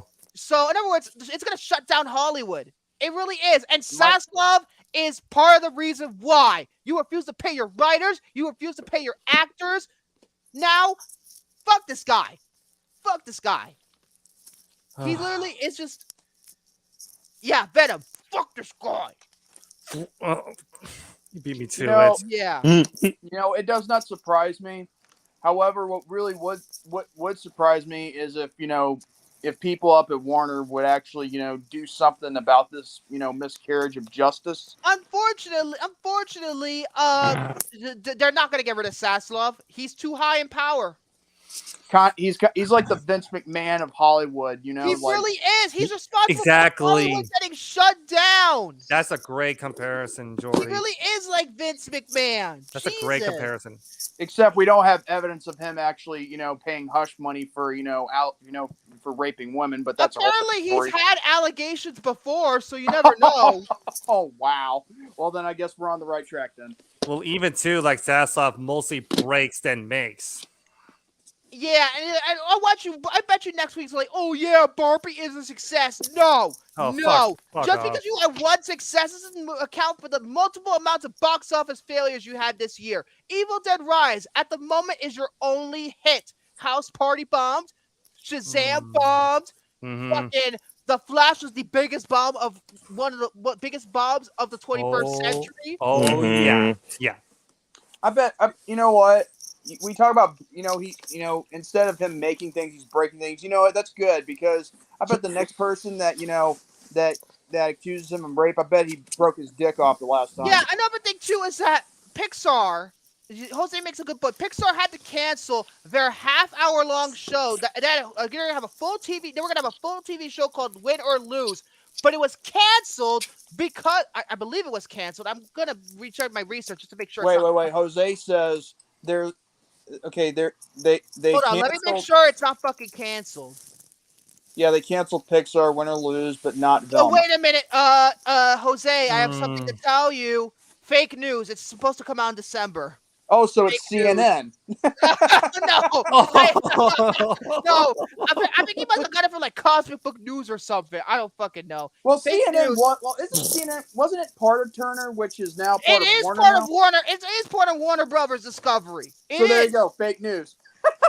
He's Zaslav is making the fake news. I'm surprised CNN isn't reporting it. I'm surprised Fox News has been reporting the fake news. All the news are fake. I'm saying it right now. Hey, wait a minute. I mean, I don't want to bring this up, but I want to ask. Yeah. Is Zaslav liberal? No, I believe he's a conservative. Okay, because I was fixing to say, if he was liberal, then everything in CNN or anything Warner Brothers related would actually try to cover his ass. No, I believe he's a conservative, and because apparently he's been known for pushing very racist, saying very racist things to his employees. He's conservative. So, yeah, that's why I was saying. Like, I understand. I just wanted to correct you on that. But yeah, because CNN have been known for policies, and I was thinking if they weren't reporting it, then they obviously they're probably covering his ass. If he was liberal, covering his ass, they're covering his ass regardless, because fuck that motherfucker. But fuck David Zaslav. That's all I have to say. And the guy who wrote this article, even though you are producing a movie at Warner, I hope things turn your way. I hope things are working good for you. And thank you for the long sacrifice, even though it got deleted because he can't take criticism. This is why freedom of speech exists. But no, Zaslav took it down. You don't believe in freedom of speech? Fucking hell. Well, at least you know what? do is plead the fifth. That's all you could do. Well, here's the thing. I mean, everybody loves free speech until you use it. So that's true. But here's another problem. When you're under contract with somebody or some place, sometimes your freedom of speech is limited. Yeah. I understand. Anyway, my point is, fuck. That's the whole thing with business for you. I mean, they're all more worried about their public image and the money. And guess what? The public image is all going to be collapsing because the actors and the writers are going to go on strike together, and it's going to shut down Hollywood for months. It really is. This is what you get. Karma's a bitch, Zaslav, ain't it? You know what? It wouldn't surprise me if it shut down Hollywood. No, it is going to shut down. It is going to shut down. No. What I was going to say is, it wouldn't. I mean, I'd be surprised or maybe I wouldn't be surprised if they shut Hollywood down for a whole year. I wouldn't be surprised either. But at least Elemental made more money than The Flash. It did, but it still flopped. It still flopped, yeah. But yeah, this film. I mean, not this film. This guy sucks. Moving on. William, you're next. Well, Jared, if you want, we could talk about the Dial of Destiny. Yeah, let's do it. All right, so. Oh, preface. Hold on. Time out. Oh, yeah. For those who are watching, if you have not watched The Dial of Destiny, No. This is different. It's not about spoilers because it's a new film. We can't spoil it. Victor, don't talk with your mouth full. All right, let me chill. Besides, you're already on your knees in front of me enough. Ew. Oh. Oh, you're goggling in those balls, boy. Oh, God.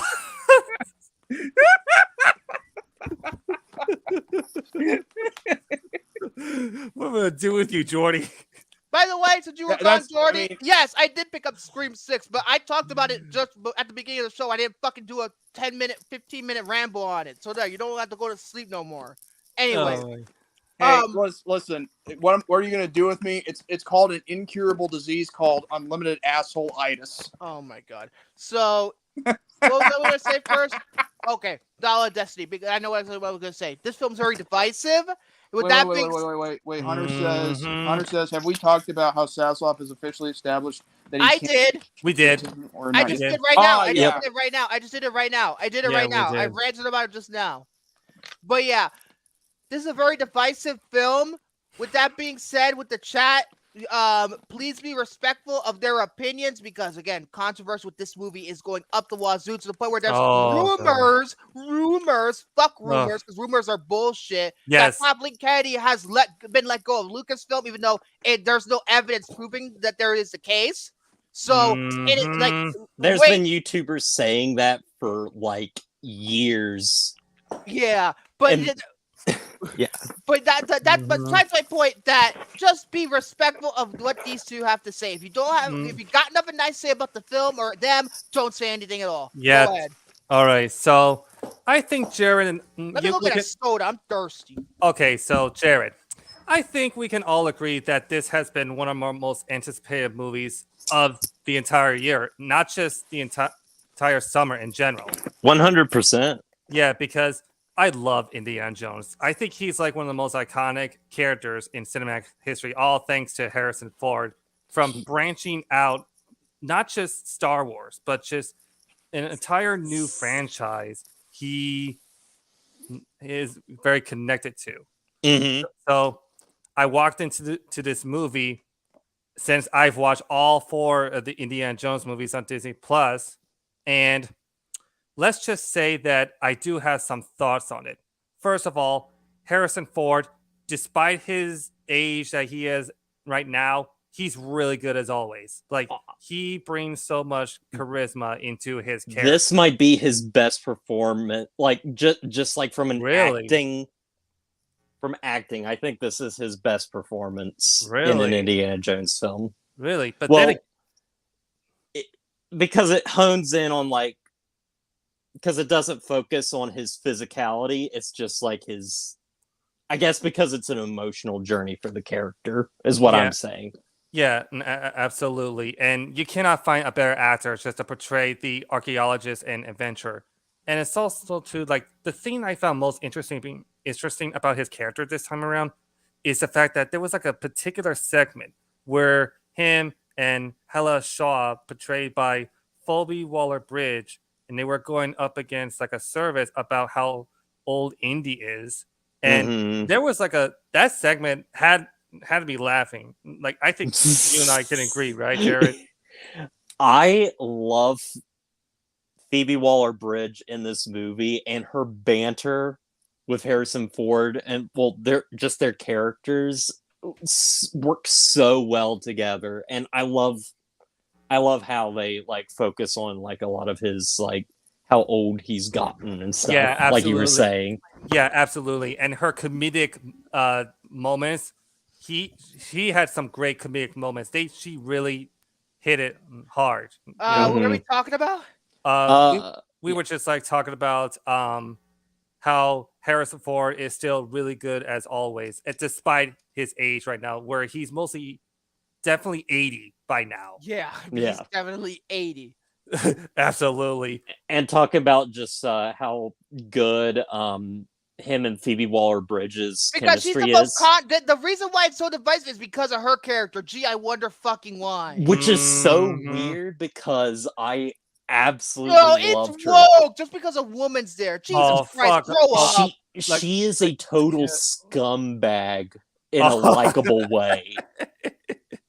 Like I'm saying, baby needs to grow up. That's all. Yeah. And I also love Matt Mikkelsen in this movie as the villain. I mean, has he ever done a bad performance as the villain? Oh wait, I was about to say Secrets of Dumbledore, but that was apparently not too bad. But the movie itself was shit. But geez, and there was like segments where you could tell that he can be pretty menacing. Like he wants to get his job done as a Nazi.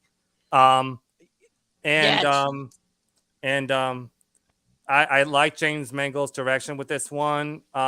He has like his own capabilities as a director. Yes, I believe he's one of the best filmmakers working today. 100%.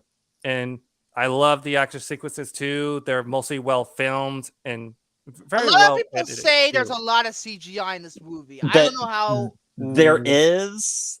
Do you mind if I go on this, William? Go ahead. About the CGI? Go ahead. Okay, so there.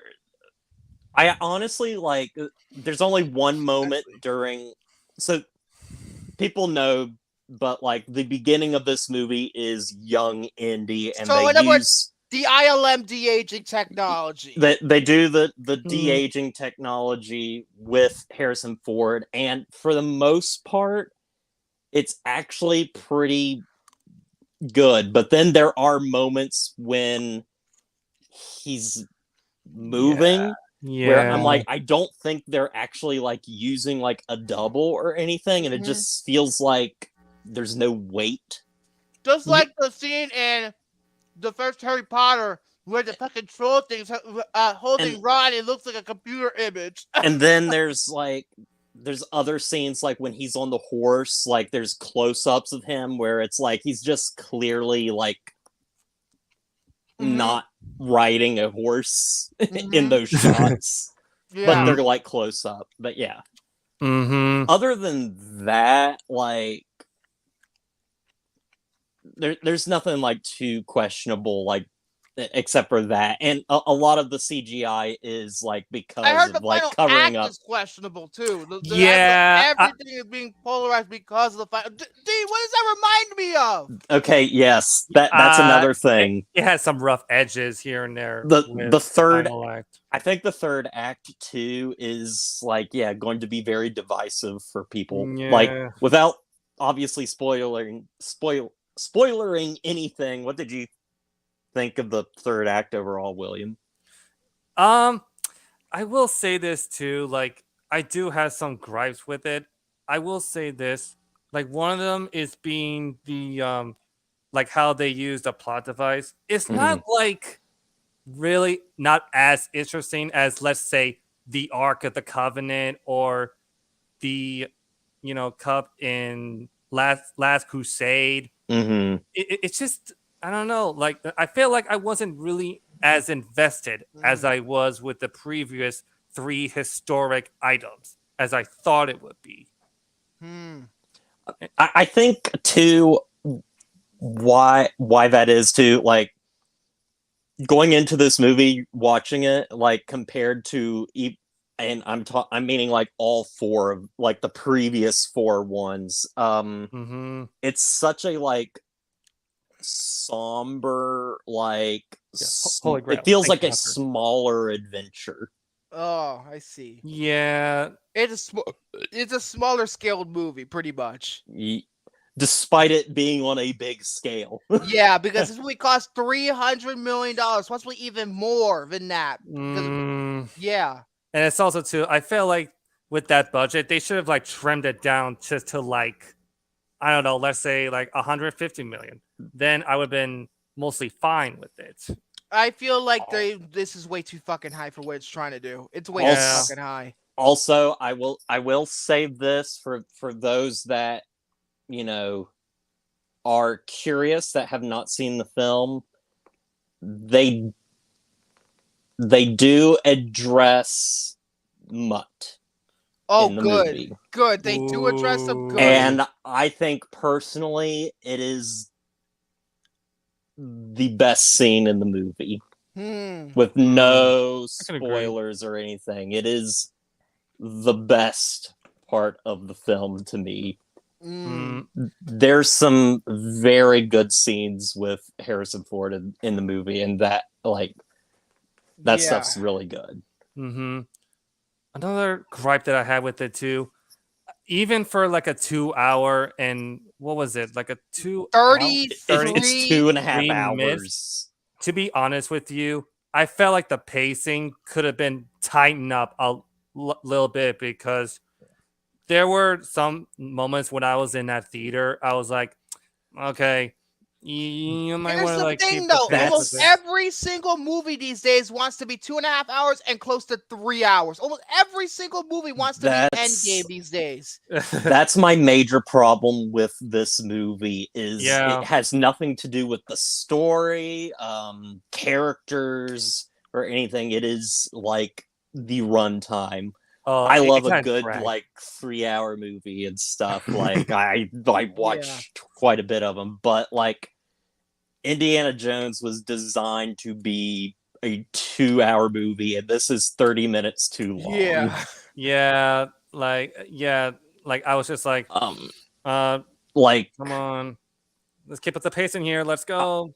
Like there's a lot of people that love the early stuff with like Indy, but that stuff is really good. But even I'm like that. There comes a part where it's like 20 minutes of the movie. Yikes! And it's like there comes like a part where it's like okay, you've seen the trailer. There's like a train. Yes, there's a train sequence. The train sequence should have been that entire flashback. There is stuff before the train leading up to the train. Like it would you say this, William, too, that there's like these little like there's like these plot beats that they come up with and then they don't address them at the end of the movie at all. Yeah. Right, there's plot holes. Yeah, that's another gripe there. Well, like I'll say that like Indy gets like involved with something that is like pretty like seems like it should be very important, and then at the very end of the movie it's just like they never resolved it. Yeah, it's left unresolved. I wonder why. Are they trying to make another fucking? This is an excuse to make an entire de-aging movie of Indiana Jones. I don't fucking know. But yeah, like really like the runtime is the film's like biggest like failing, I think. I agree. That's like it should have been easily like 2 hours, just like all the other Indiana Jones movies, you know. Then again, the longer, the more money you're gonna make. Except for this one. Yeah. Yeah, this is a huge fucking bomb. Also, it is sad. It is sad for me to see this too. Nah, I won't bring it up just so that like people can see the movie and everything. I don't want to say like how long like certain characters are in the movie for or whatever. But yeah, let's just say there's like some characters where it's like you have them and it's like, why were they in the movie? So pretty much like the opening of Scream 6 with Samara Weaving. I called it too, bitch. But like, yeah, I think like at the end of the day, like this is a not great, but still like a satisfying enough conclusion to like the franchise. I think like it has like I don't think there's any way you could continue at this point. I think it has some of the best performances of the series. I honestly do like the third act. I like Phoebe Waller-Bridge like quite a bit. I don't understand like I think people are like pulling like stuff from the trailer and everything where she says something about capitalism.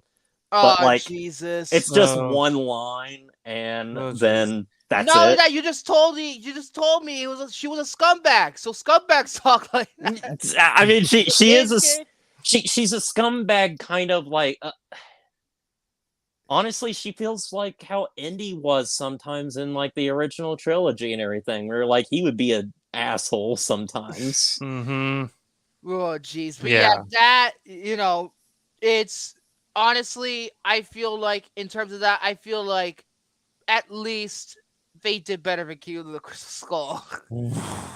That's the least you could have done. No. It looks like they did do that though. Yeah, I mean, to close my thoughts, we could have had one of the best movies of the entire year if it wasn't for those gripes. But despite the flaws that I've had that could have been patched up, Indiana Jones and the Dial of Destiny still has the capability to become a solid final chapter in this beloved franchise. And unfortunately, it's going to live in infamy along with a certain other franchise, which we'll just say it's abbreviated to TROS. And hats off to John Williams, because if this is his final swan this is his song, last score. Yeah. Hats off to you, buddy. You will definitely forever be missed for your brilliant work in your extensive music library. Score? 3.5 out of 5.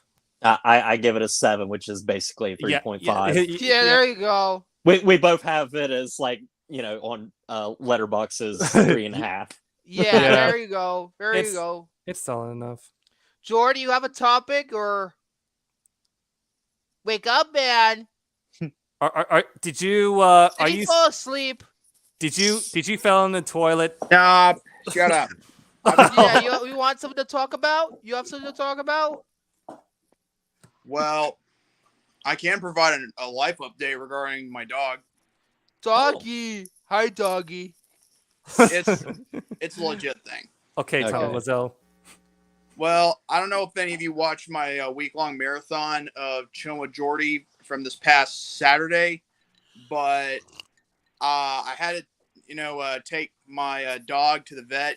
Cookie, the older one. Sorry, I'm out of breath. I was trying to run.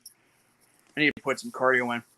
Anyway, so yeah, when we got to the vet on Saturday, it was like around 9, I think. And so basically what happened was we were like assuming for the worst because she must have had a stroke somewhere around the day before. And apparently, she was, vomiting. She kept urinating, like for no reason. Oh, no. And that was the day before on like on a Friday last week. Saturday, we take her to the vet. And, we waited for like an hour and a half, and I had to reschedule my stream from 12 p.m. like I had it all set up to. Okay, that scared the crap out of me. To 2 p.m. and I had to make an explanation as to why. And there was no bad news at all. And in fact, there was hope because I've been giving her some, medication from the vet, and she seems to be getting over, what had happened to her. Like she might be getting back to herself soon. Oh, that's great. So she might have a few good years left in her, but she ain't going anywhere anytime soon. Well, that's good. That's great to hear, though. That's great to hear, Jordy. Yeah, and here I thought July was about to become my worst month ever. Well, at least there was luck in there. It can't, though, because I was born this month. Same here. Geez. Oh, yeah. Oops. Oops. Yeah. But yeah, everything's fine. She'll be back to herself in no time. Good. Okay, good. Okay, good. That's great to hear. Good. That's pretty much I gotta say, really. Okay, so I understand. I gotta find my fucking thing here, and we'll be right back because we're gonna review the actual movie here. Which maybe I'll have something to say, maybe I will. I don't know. We'll think about it. I'm gonna think about it in the next minute, give or take. Give me a minute, okay? What? You cut it out. You cut it out. You cut it out. You cut it out. You cut it out. Helga, no! You cut it out. No, not you. Cut it out. I will not cut it out. You cut it out. Not too heavy, not too light. Bud Light. The difference is drinkability.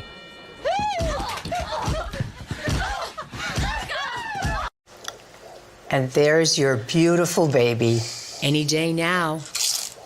Really? You're eating Doritos? He's eating Doritos on my ultrasound.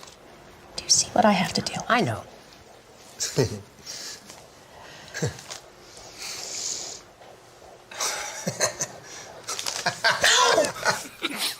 me that.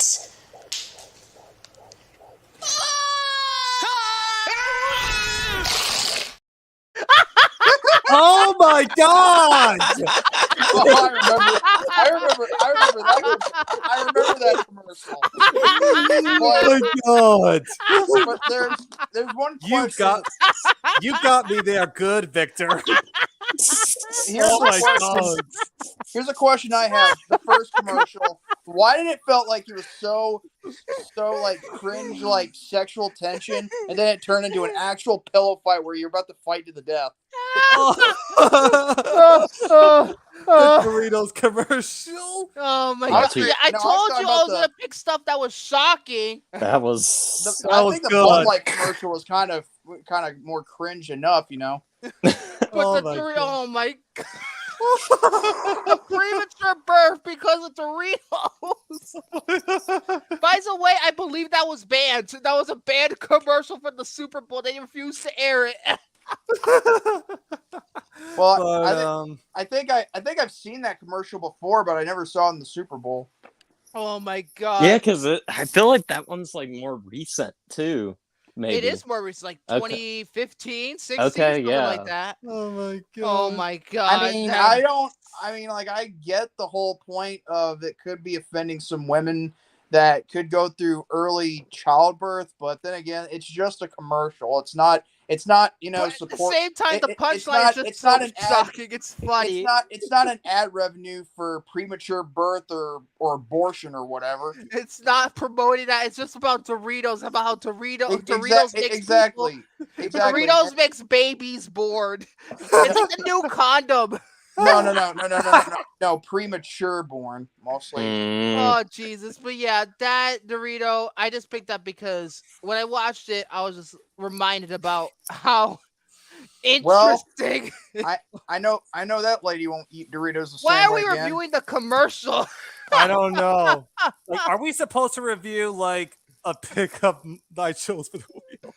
Oh my god! Let's just get right to it because. So who picked Whiplash during the spin of the wheel? I believe it was William that did. I believe when he was first on. I believe it was. I gotta admit, William, I watched this film earlier today. Wait a minute! I have to play the spot first. Give me 30 seconds. I want to tell him. All right, Whiplash, 5, 6, and I push people beyond what's expected of them. Why would you let him get away with what he did to you? Because I want to be great. I can cut you anytime I want. You would have cut me by now. Try me! There are no two words in the English language more harmful than good job. Whiplash, rated R. Now playing select cities. Coming soon to a theater near you. Okay, now you could talk, Jordy. Now, Jordy, what were you saying? I was gonna say that when I watched this, I gotta admit, I mean, I've seen my share of movies, and this one actually is pretty darn good. Not gonna lie. This right here. Oh my god. What a movie. I gotta say, the commercial showed too much. And that was only 30 seconds. It showed too much of the movie. In 30 seconds, you could ruin the whole movie for everybody. Is it just me, or am I getting lucky with the movie picks being chosen? Okay. So let's just get with the facts. You know, I'm a facts guy. Facts guy. Whiplash is a 2014 American independent, keyword being independent. Oh, hold on 1 second. Indie. Oh, wait, wrong thing. I was going to say, like, as in INDIE, as in. Okay, it looks like I'm having 2 dinners tonight because look at this. I got, it looks like chicken from the Chinese place restaurant. There's some pork fried rice, some rice. We got a what do you call it? Egg roll, a little bit of the chicken I was having before. This is good. But anyway, as I was saying, Whiplash is an American independent. This is the first independent movie we're doing.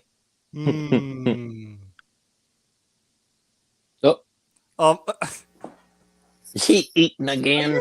Are you serious, Victor? Oh well.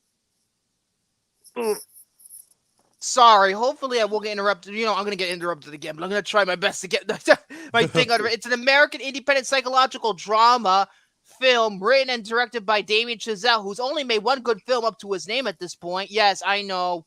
Controversy. I don't fucking care. La La Land is over fucking rated.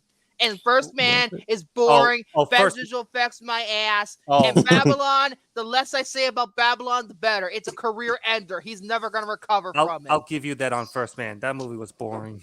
And it stars Miles Teller, J.K. Simmons, Paul Reiser, and Melissa Benoist. And it was released on October 10th, 2014 by Sony Pictures Classics. It was also produced by Bold Films and Blumhouse. You wouldn't think Blumhouse would produce something like this. All they're known for is their shitty horror movies. Oh, God. As well as Right Away Films. It's because Jason Reitman was an executive producer on this movie, too.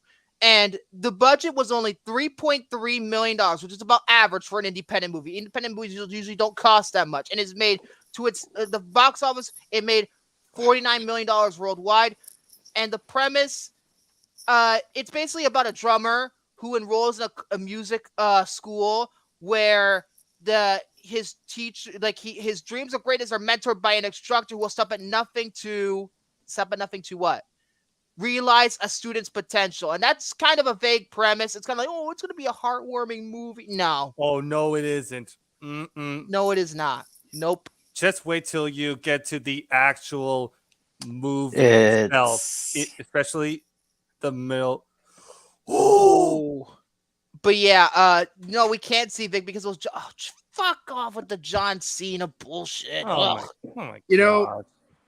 I'm not gonna lie. This is like my favorite part in the movie. Can I just play the audio? The mini-me? No, it's this. You fucking pathetic pansy ass fruit fuck. I'm gonna say this too. Even I haven't even got started with this, but like this movie in a way can be viewed as a dark comedy because this shit is fucking funny. I know, hilarious. I forgot how it is hilarious and scary. It's scary, but it's so funny at the same time. It's so you know what? funny. You know what? That's what I'm gonna do to you every time now, Victor. That's your new nickname. Oh. Pathetic pansy ass fruit fuck. Oh, great pansy ass fruit fuck. Oh, okay. But this movie, what can I say about it? I'll start by saying this. This movie is about following your dreams that no matter what the cost. That is the case. I was originally going to change the description because I saw it in a very nihilistic light. Maybe I wasn't in the right headspace to watch the movie when I watched it yesterday. But it is really about making your dreams come true. With that being said, it's also about a person going into self-destruction. Think about it. Like, dude, complete self-destruction. Like, even too, like the movie perfectly depicts the American dream. It also is you could say it's like an American tragedy in a way where how Miles Teller is like going through. Oh, hi, Goose. No, not Goose. Yeah. Rooster. Rooster. It's a cautionary tale. Rooster. This movie's basically saying fuck jazz. That's all. Although if he really did mean it, Damien Chazelle would not put fucking jazz in La La Land or First Man. Self-indulgent shit. Yeah, no, he clearly loves Hunter, jazz. Hunter, you know what? You're right. That's what he looks like in the film. Yeah, he modeled his J.K. Simmons. Yeah, Jameson is in this movie. Brilliant. Like absolutely brilliant. I think JK's perfect for the role of the, you know. I mean, if you've seen Spider-Man, he knows you can pull it off. Well, Jordy, not to mention too, like as soon as his character goes into the classroom, you know that the classmates in that room were gonna be like, holy shit, I have to perfect every single note off of that friggin' Whiplash, sheet. You know what I'm saying? Mm-hmm. Yeah, like he's a guy you don't want to mess with, you know. He's also the kind of person where he's someone you can like, but somehow you're not supposed to like him. No. You didn't let me finish, Victor. Damn, boy. This is why I think you have self-esteem issues. No, I don't have self-esteem issues. I'm okay. Yeah, you keep telling yourself that. Anyway, like the thing is, sometimes you can like him, but the thing is, there are times where you know that you can't like this guy, You because can't like him. Period. He is a fucking a tyrannical cocksucker throughout the entire movie. And I can understand why, because he wants perfection at any and all cost, because he wants his students or whoever he's getting together to be better than what they truly think that they are. Yeah, absolutely. Yeah, it's not good enough to say like, oh yeah, you're great. I know there's never a good reason to be an asshole, like, ever, but at the end of the day, I can understand the reasoning behind his. I don't, and you're not supposed to. You're not supposed to like him. You wonder why the ending is the way it is. I didn't say I liked the dude. I was just simply pointing out the reasonings of why he was being an asshole. Yeah, like I understand him, but like I don't agree with genuinely him. don't, especially considering it. He loves jazz like it's his baby. It's like Jared just took the words out of my mouth. You see, it just reminded me of the Bad Batch, where you had like Tech, tell Crosshair. Now he's in these Star Wars analogies. Just because I agree, just because I understand you does not mean I agree with you and all that. And I get that analogy too. But sorry, go. I let you talk. I'm eating here. There is something that like he brings up in the movie and everything where he's like to him there's no two words like more harmful in the English language than good job, because you can tell somebody good job and then like they're like, okay, that's enough. Like that's all I could be. That's the only scene, by the way, that where he's actually legitimately understanding, when he's at the bar and he's talking to Andrew Naaman, Miles Teller's character. And that's something I noticed too. It kind of reminds me of like you understand where he's coming from. Outside of the classroom, he's nice much guy. more likable. He's a nice guy. Yeah. He's not a complete asshole. He just wants the best out of his students. That's what, to the point where it's the most fucking extreme. Where why are you gonna throw a chair out of somebody's fucking head? You could chop it off like Jigsaw. And also something interesting that I like in the movie too is how there's obviously later on in the movie the guy that used to be one of his students that apparently like killed himself. He hanged himself. And we're left thinking that maybe it's because of him. No, it is because of him. They confirm it when they talk to the lawyer. When the lawyer they talk about it as if like now he had been his student and stuff. But I wouldn't say like it's necessarily his. To me, I feel like, then again, I take everything at face value. I don't go by fucking metaphors and all that. I believe he did do that. I believe he did do all that to the kid, and that's why he hanged himself. But also, you have to think too of like he is beating this into them, but it's them that's pushing themselves farther. Like that's like Miles Teller, like he doesn't have to do that. He doesn't have to adhere to him, but he wants to, and that's what's destroying him. And it's almost not only himself. that, also too, keep in mind, it's such a less, it's not a very important part of the story, but it's a very it's not a very small part of the story, but it's a very important part of the story. Remember, his family life's not very good. He's neglected except for his dad. That's the only one who's kind of moderately supportive of him. Everybody else doesn't fucking like him. His mother got, she ran away when he was a baby, and pretty much that almost like that kind of the fact that he has really nobody to kind of lean on. That's why he does the things he does. That's why he goes to self-destruction, because he needs to be the best. He wants to be loved. In a way, he wants to be loved, and that's how he could do it. Absolutely. And that's why he fesses up with Fletcher. That's why he does. Oh, dude, like speaking of him, like that psychological battle between those two individuals who feel so strongly about their positions, and how they clash each other is like some of the most intense shit I think I've ever seen in a movie. Period. This movie is more tense than a lot of horror movies. Oh, yeah. Past and present. Except for Screams 5 and 6. Here he goes again. Yeah. But really, look at you, fanboy. Were you rushing or were you dragging? So you do know the difference. Answer. Rushing. Answer. Beat me to it, Victor. He's just one of the best like movie villains. Like no, really. Ever. Yeah, he is. He is, without doubt.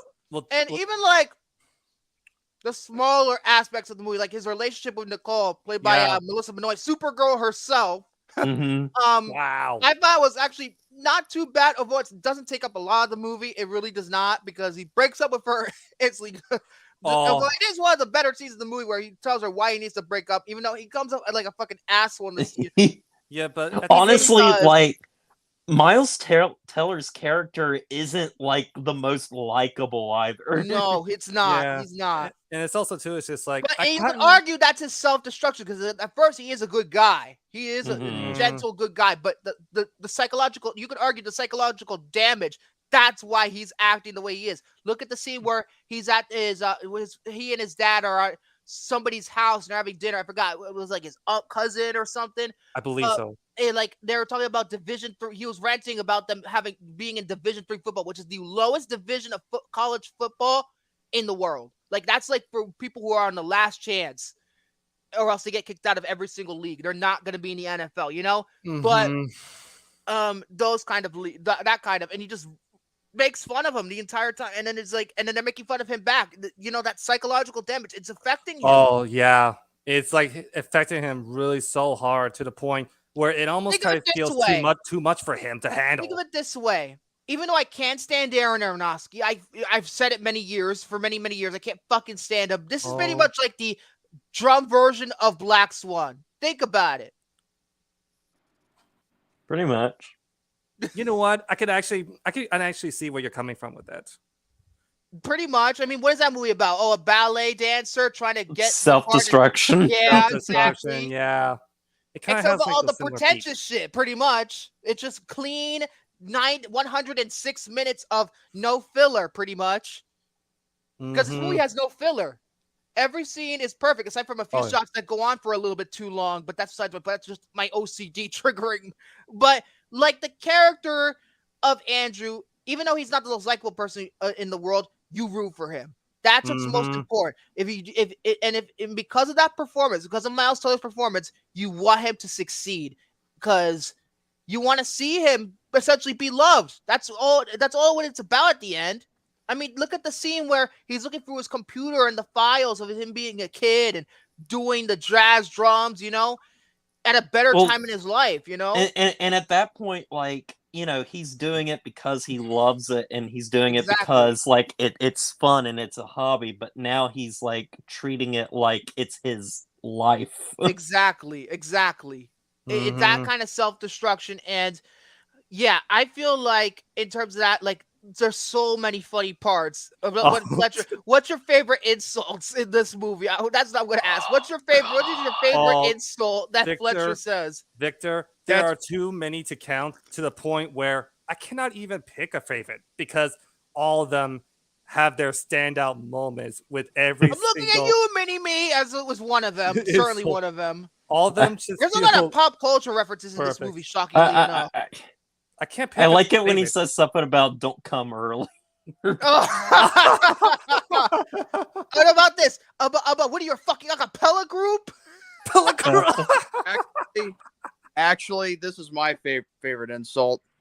You fucking pathetic pansy ass fruit. Oh, I know you were gonna play that clip again. I wanted to say that, but I didn't want to steal what I thought was Julie's. And then No. You could say that. I mean, I'm just. And also, it is too, great. The one when he's with the guy with the sax, the fat kid. The fat kid. Yeah. Oh. Didn't he mention something about Why like the fuck McDonald's? did you say so? Was it just say so? Or he mentioned the fucking Happy Meal. Yeah, He mentioned the Happy Meal. McDonald's. He's like, what are you? What? He's like, there ain't no fucking Mars bar down there. I love J.K. Simmons in that movie. That's Like, what I consider a dark comedy. It's fun his to watch performance- just because yeah, His performance reminds me a lot of like Arlie Ermy. that's in- what it was. That's what the performance was like inspired by. Yeah. That's what was that's one of Mhm. Chazelle's inspirations. Yeah. And that's what he modeled the character after. Although I Absolutely. feel like in terms of the Full Metal Jacket, Arlie Ermy, like he's fucking hilarious. I don't hate that character. He's just so fucking funny. Yes. He's just fucking funny. Funny.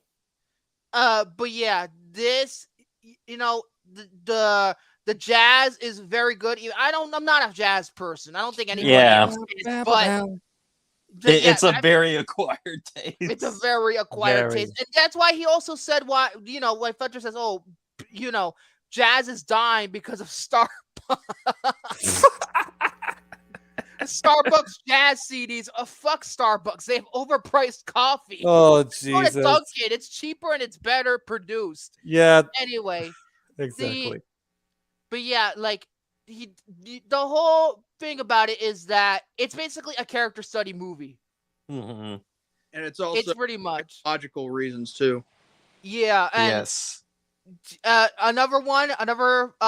another scene I want to get into is when he gets into a car accident. Oh, dude, that car crash. I was just like, that's something I don't want to be like stuck into. Gee. But he's That trying to make it, and then boom. That whole sequence stresses me like- out. It did too. There's another part that stresses me out, but we'll get to it. What?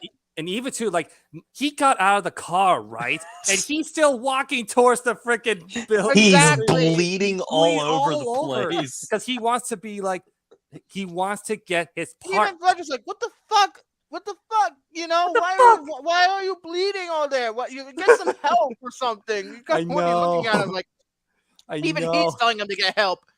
So like a sense of humanity in Fletcher there in that scene. But Oh, dude. yeah.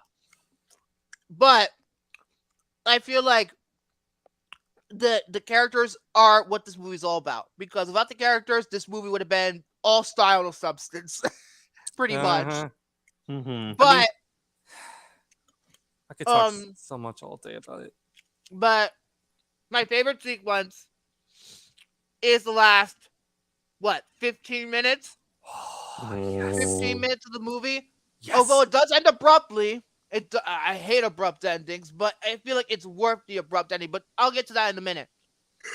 So this is the scene where Andrew rebels against Fletcher and pretty much just goes off. He just goes off. He goes fucking insane. And hence on logical. Yes. And oh god, there's rice on my fucking computer. I gotta take it out.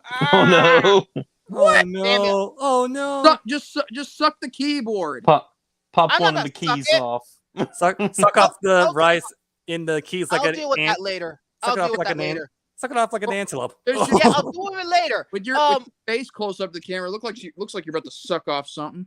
Oh, shut up. Anyway, Andrew literally goes insane playing the drums.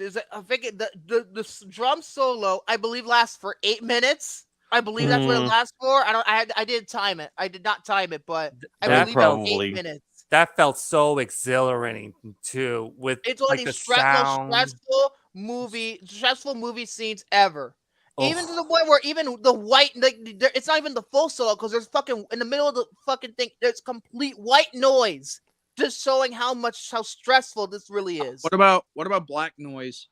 No.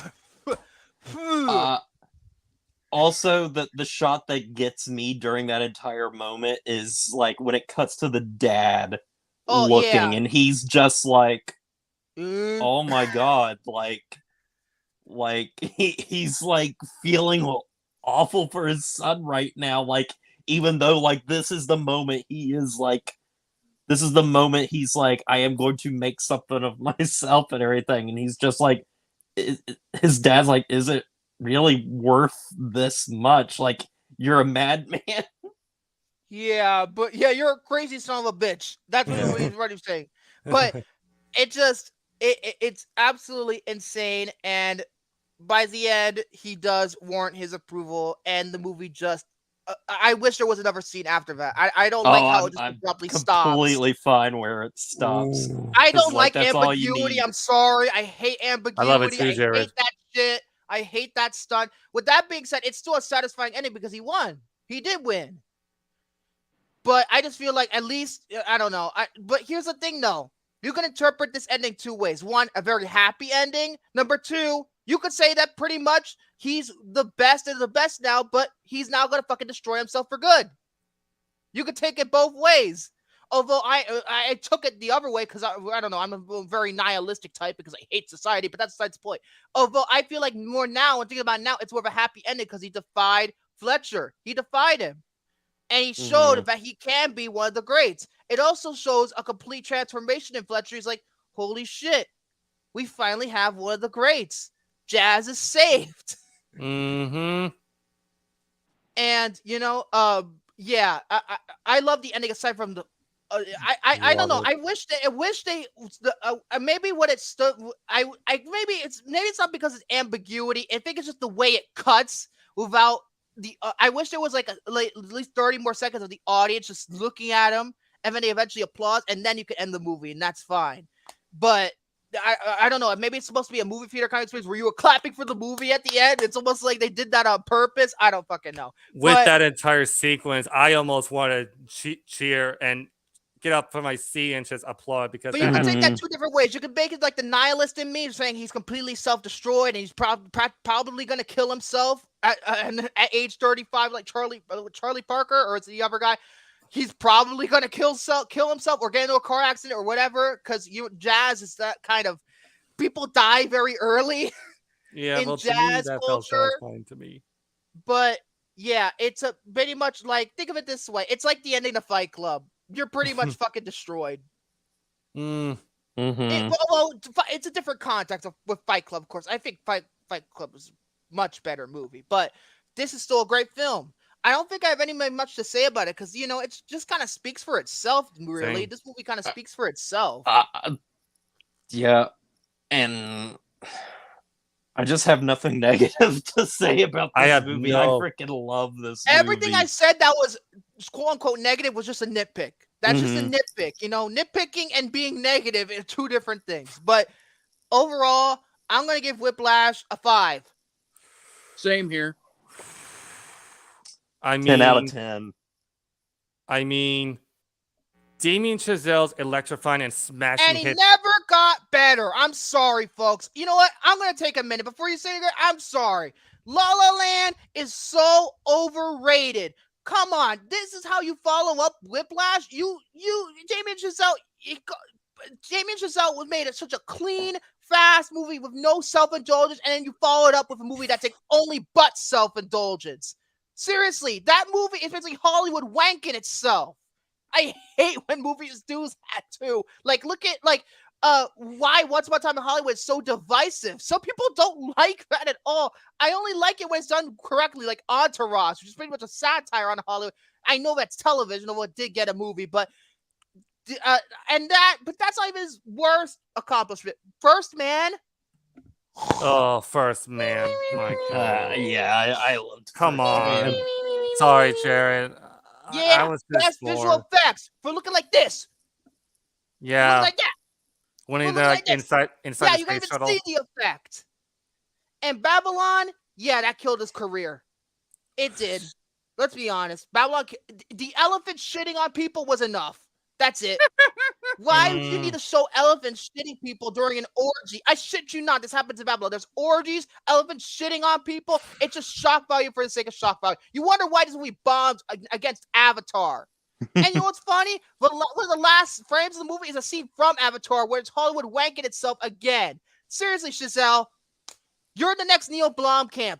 How many times have I said somebody is the next Neil Blomkamp where they're a one-trick pony? I don't fucking remember. I've been saying it so many times. I think this is his best movie. He's never gotten better than this. It's like Roland Emmerich last week. He never got better after Independence Day. So yeah, 5. William. As I was saying before, his electrifying and smashing hit Whiplash is both an inspiring and extraordinary masterpiece.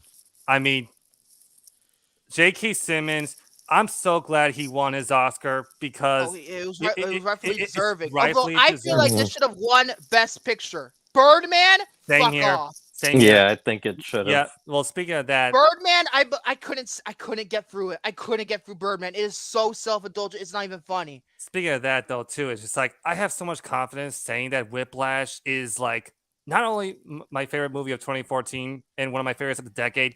It's Dawn of just the Planet Apes was my favorite. Well, it's it one was of my favorite, top 5. It's one of my favorite movies of all time. Like it's one of the best Blumhouse movies, that's for sure. Yeah, the whole flawless characterization of J.K. Simmons' character is just an absolute revelation. It's a treat to watch. It's an absolute revelation. And it's funny too. And I don't have any negative things to say about it. And the ending is like Victor mentioned, it has to be one of the most satisfying and best I think I've ever seen, period. Mm-hmm. And how should I rate this? You know what? I'm doing it 6 out of 5. 6? Yeah. Great. I'm fucking like I have a cock in my mouth. Wonderful. 6 out of 5. No question about it. I wouldn't go so far to say it's a 6, but it's a strong 5 for me. For me, it's a strong 5. And I feel like it's one of the better Oscar-nominated movies. It doesn't feel like bait. It doesn't feel like Oscar bait. It really does not. No, it doesn't. And there was not a single moment that dragged for me. There was never like a single dull moment in that movie for me. It's just, I could talk so much all day about Whiplash. It's just brilliant. Brilliant. And also, too, Miles Teller, I'm glad he's having more of a career now. Thank you, Tom Cruise. I know, Yeah, Tom, blah, blah, blah. But I'm glad he saved his career because Fan Force was about to kill it. Well, and look what happened.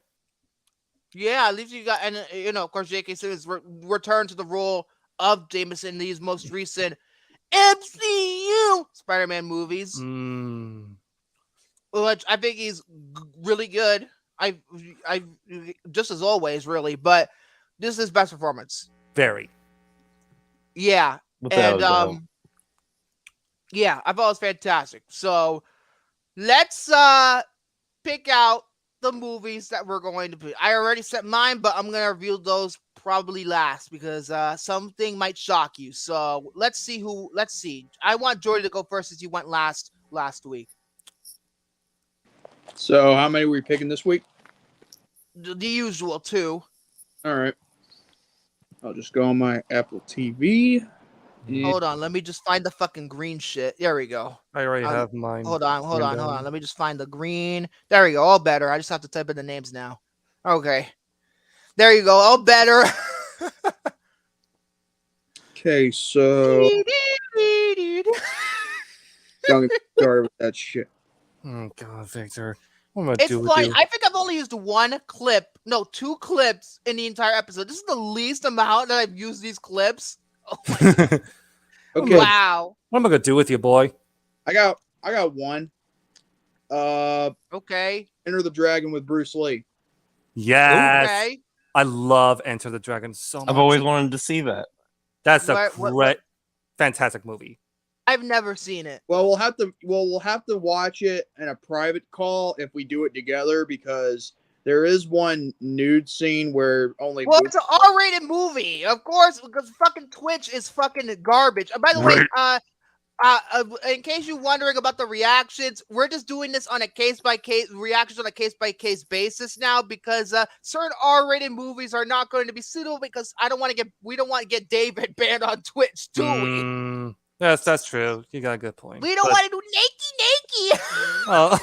But Jordy. Well, if we do a reaction, we'll save it. We'll record it, but save it onto David's Google Drive for the Pop Girl Pair podcast, which I'll probably share at the end of the show, where it has all our reactions in one folder. So okay, that's what if we ever do an R-rated reaction, if we do one, it will be recorded and be submitted to that Google Drive folder. I'll just ask David to post it in there. Anyway, Victor, what's your other movie? You're the boss. Yes. You're the boss. Yeah, bossy. Do we wait, have we already reviewed The Karate Kid? No. Oh, Yeah. Oh, no. Do that and the trilogy. Oh, great. We're going to be contractually obligated to do the trilogy. The Karate Kid is a great movie. 1980, what, 5 it came out? No, wait. No, 84 came out, not 85. Wax on, Okay. wax off. Now I am going to ask William. Let me just make sure this is the right color. Give me 1 minute. Okay, I think, yeah, this is the right color. Go ahead with your 2. Gotta pick a good one. You know what? Since I kind of have a little fetish with superheroes. Oh no, so, God help me, God help me, God help me. Please no MCU, please no MCU. I don't want the fanboy to fucking jerk off and all this shit. Let me guess. Iron Man 2008? Nope. Good. I don't want to be contractually obligated to watch MCU movies for my entire life. Oh, I know. Let me see if I think I have this on here. Hold on. Anyway, you could take a guess. I mean, is it a superhero movie? I was about to say that. No, damn fuck that. Damn it, Craig Jordy. Mason, at least you did The Last of Us. Damn at it, least Jordy. you did. Craig Mason was the showrunner of The Last of Us. Thank God. He improved from superhero movie. But I'm going to go with Superman. Which one? It's the original with Richard Donner at the helm, director, and Christopher Reeve. That was on as my Superman. list of possible things to do, and so that's awesome. 1978. 8. Yeah. 78. Oh yeah, Superman. Okay. What's your other? And the other one I have, since we haven't done a Pixar movie in quite a while, I figured I might as well add one. And I'm going to be picking Finding Nemo. Ooh. Nemo! Nemo! Finding Nemo is my favorite Pixar movie. I don't know if that's controversial or not, but that's my favorite Pixar movie. Oh. No. My. Hold up. Will you just shut up? I got the rats with wings. I got the sound Let bite. me put in the yellow. No, I don't want to do that.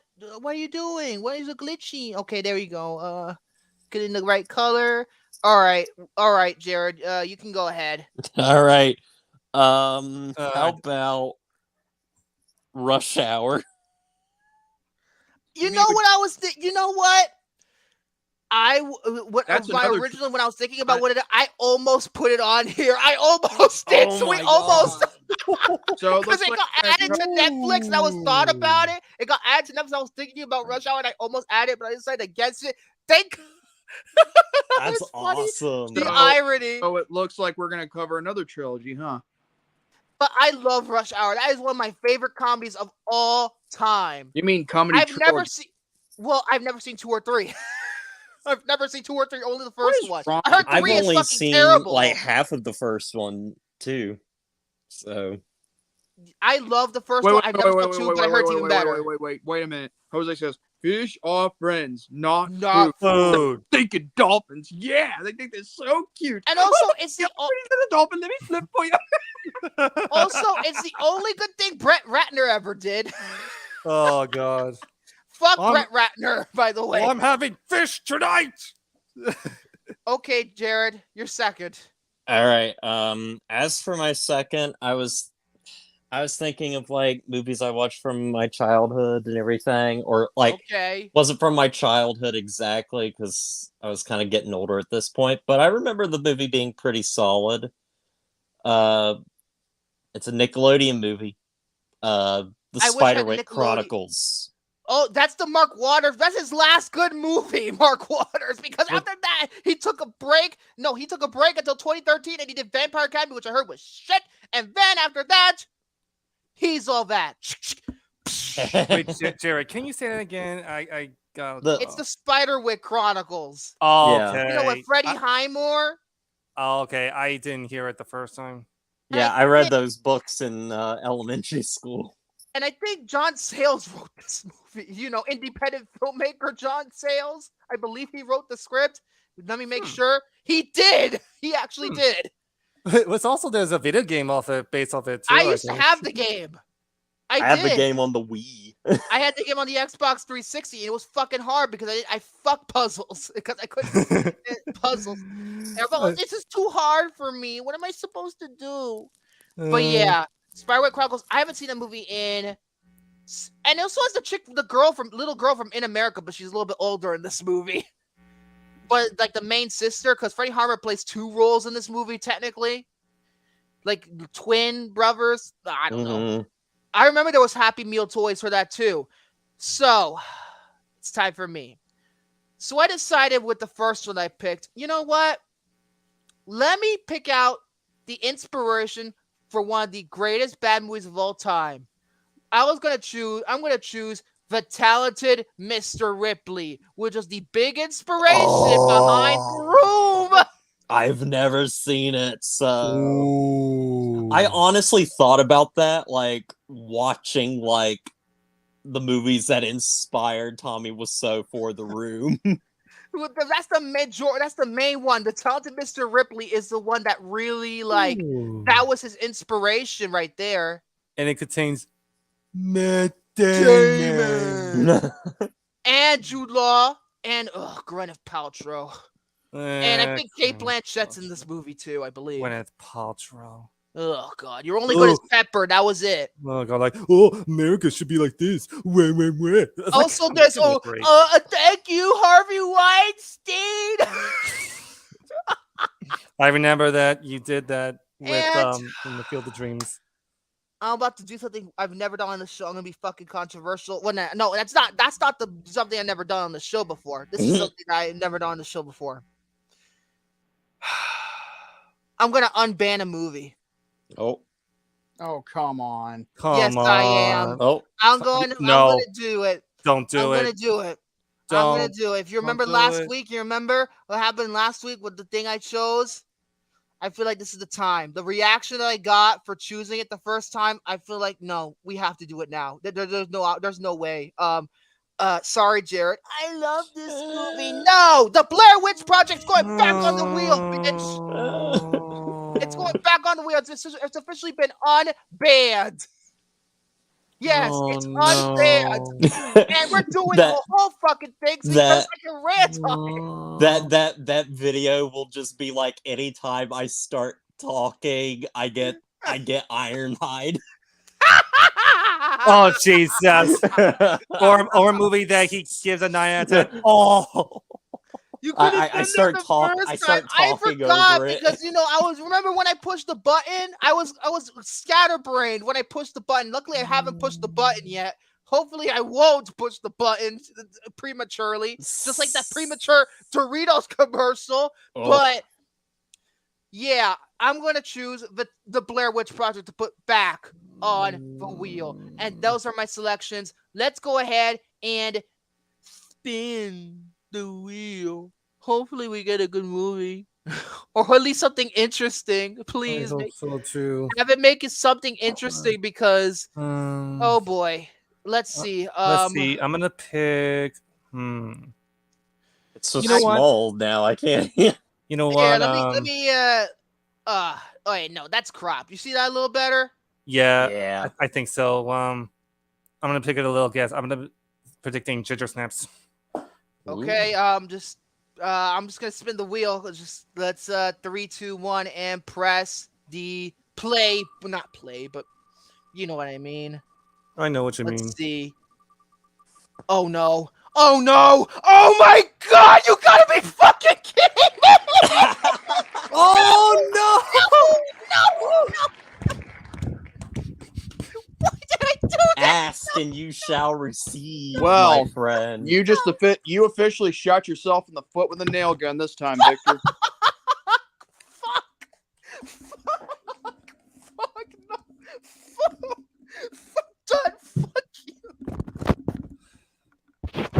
You asked for it. Get ready for the funniest episode of... Maybe next time you ban something, make sure it's permanent. Really? And not be a hypocrite. What the fuck? Should I even be on here next week? Because I don't know. I don't know if you should, because you're not really into horror movies, though, Jordy. Oh yeah, that's true. The only things that I will not review are horror movies. Yeah. Or and I personally feel like you wouldn't like it. and that goes the same for. And that goes the same for, like, you know, movies that are like that regards politics or anything. It's not a political movie. No, he's just saying Victor, like stuff he doesn't like. Victor, no, guys, you didn't let. Again, Victor, what is wrong with you? You never let me finish. Oh, I'm sorry. I got a -1 to do. What I'm saying is, it's regarding like something politically correct, or anything that has something to do with sexuality or anything of the sort. But other than that, yeah, this really isn't my, this really isn't my cup of tea. But however, we could spin the wheel again, so that way we can, see what we can review when I come back for the week after next week. What are you talking about? Okay, Kevin Feige. Like, I'm not watching this movie. Yeah, you're not because he's not into horror films. Yeah, I'm not into horror films. That's why I said, Victor. Geez, you know what? We might have to. You know what? I have an idea. We can hold this off. And wait till our 1-year anniversary in August. Okay, then we spin the wheel again. Spin the wheel again. Yeah. Also, is it week after next we're doing Jaws? The week after next. The week after next we're doing Jaws. Because that's when Shark Week lands, right? Yeah, that's July 25th, I think. And that's the movie I picked. I feel like, this would be a better 1-year anniversary. Even though you don't have to watch the movie, Jordy, at least be there for the 1-year anniversary. That's the least you could do. Yeah. Okay, but I'm telling you, I'm not watching the Blair Witch Project. You can watch the madness unfold. I'll watch the madness unfold, but that doesn't mean I have to watch the movie to be part of it. No. No. At least be a part of our insanity, like the rants. I'm gonna rant, but I have not seen this movie in over like many years. So although I feel like maybe you should like, you don't have to watch the movie, but you could stay here for, like, if we do it this week, we could do that. Okay. I don't know. Okay. Yeah. But still... Okay, you know what then? We'll do it next week. Just I won't send you a link to the movie. Just be there. That's all I ask. Just have a topic, and that's all I ask of you. That's all. But I want a movie to review for, wait a minute, hold on. Let me see here. Although I could, Let's see the calendar. Wait, you know what? It would be better if we did it on 1-year anniversary, because we have to do something special for our 1-year anniversary. Yeah, I agree. Because it lands on, our anniversary, I wish I had the fucking playlist for every single episode we had. I mean, I'll look at David's channel here. I can do it. I got it. I think even Jose has you suck a dick. Okay, I have it. We start on August 9th. So it lands on the 8th, August 8th. We do the Blair Witch Project. It lands there. We do it as a 1-year show. You realize that, Ybarra could be back sometime within that timeline, right? Yes, I do understand that. It would be cool to review. I know. I wonder if he'll be forced into watching the movie, or he'll just back out like I do. So I'm gonna take Blair Witch off the wheel, because we'll be doing that in August. I'm gonna take it off, and we're gonna spin again. Hopefully, we get a better movie. Right. I'm seeing Blair Witch as like a duplicate right above. Wait, what? Wait a minute. I didn't delete it. Wait. You know what? Actually, I did delete it. Let me refresh the page. Are you sure? Why the fuck did I delete a movie by accident? Oh no. Oh no! I deleted another movie by accident. What did I remove? Hold on, I'll check. What did I remove? No, you deleted the Blair Witch Project. But why is it still on there? You refreshed the page. Wait a minute. But it's right there. Go down. Look, see, it's right there. Look at the pointer right here. What the fuck? Is this wheel now cursed, just like the Blair Witch? Jesus Christ! Let me see. Look at this. Oh my goodness! It's gone from here. But wait! I see it. So means I must have deleted another movie. What the fuck did I delete? I think you made like a duplicate of that. I'm gonna actually, you know what? I'm gonna use the replay to look back. I'm gonna use the replay. I'm looking back and I don't see anything missing. But then again, maybe I did do a Are you sure, duplicate. Jordy? Because I could. Are you sure about that, Jordy? I'm gonna look back. I'm gonna look back. Give me one moment. I'm just gonna look back because me may boo boo. Let me just. Oh my God, I'm gonna mute myself, and when I remove the Blair Witch Project. That means we're gonna probably hit the 3-hour mark by the time you get back. Yeah. What? Oh no! I'm gonna make sure. Okay. Wait a minute! I did delete it, so I did do a duplicate. What the fuck? You did. Yeah. Oh, Wait. my... Okay. Why make a duplicate when you already banned the damn thing after last week? I guess I forgot to delete it the first. Oh my God! I'm an idiot. I'm an idiot. Let's just spin the wheel again. No. You're a retard. There's a difference. Okay. I'm a retard according to you. All right. I'm George Costanza. All right. Spin the wheel. All right. Let's just see how it is. Yeah, I know it's getting. All right. Let's see. Give me back my son. Ransom. Yeah, that's the movie where it came from. That's much better. We could do that. That's a movie I really love. So that's better. That's better. So that means we do Blair Witch on August. What? It could have hit Enter the Dragon, and we'd all be having a gay old time. Oh for God's sakes! So stay tuned. 1 year anniversary will be on August. Said 8th with the Blair Witch Project. Fuck. And 1 week from to next week will be Jaws, but next week we're going to do Ransom. And wow, that really bit me in the ass, did it? Next time you ban something, make sure it stays banned and don't be a hypocrite. But I want to. Okay. Okay. With that being said, I'm sweaty and I gotta do outro now. Jordy. Jordy. Yeah. So that being said, pansy ass fruit fuck. Oh my. If you like this, give it a thumbs up. If you miss your chance live chat, comment down below. Give us your thoughts and opinions. Also, be sure to subscribe if you're new to the David 3000 Network channel. Hit the notification bell so that way you'll be notified whenever there is a upload, a premiere, or a live stream like this one at all times. Same goes for Victor Del Val, Jared Ross, and William the Conqueror, and yours truly, the Youngblood Outsider, Jordy Scout, aka J-Man's Legit. With that being said, God bless you all. Have a great night and stay healthy for your berry tomorrow. So, night, everybody. You fucking pathetic pansy ass. Oh my fruit. God. Oh, for God's sake. Now, if you excuse me, though, I'm really tired after marathoning through all the Mission Impossible movies. I really need a good rest. There will be a review for me in terms of my topic. I'm probably going to review Dead Reckoning Part 1 since I'm seeing it on Sunday night. So stay tuned for that. And by the way, hey Paramount, if there is a post-credit scene in Dead Reckoning Part 1, don't tell me if there is or not, but if there is, not every movie needs a post-credit scene.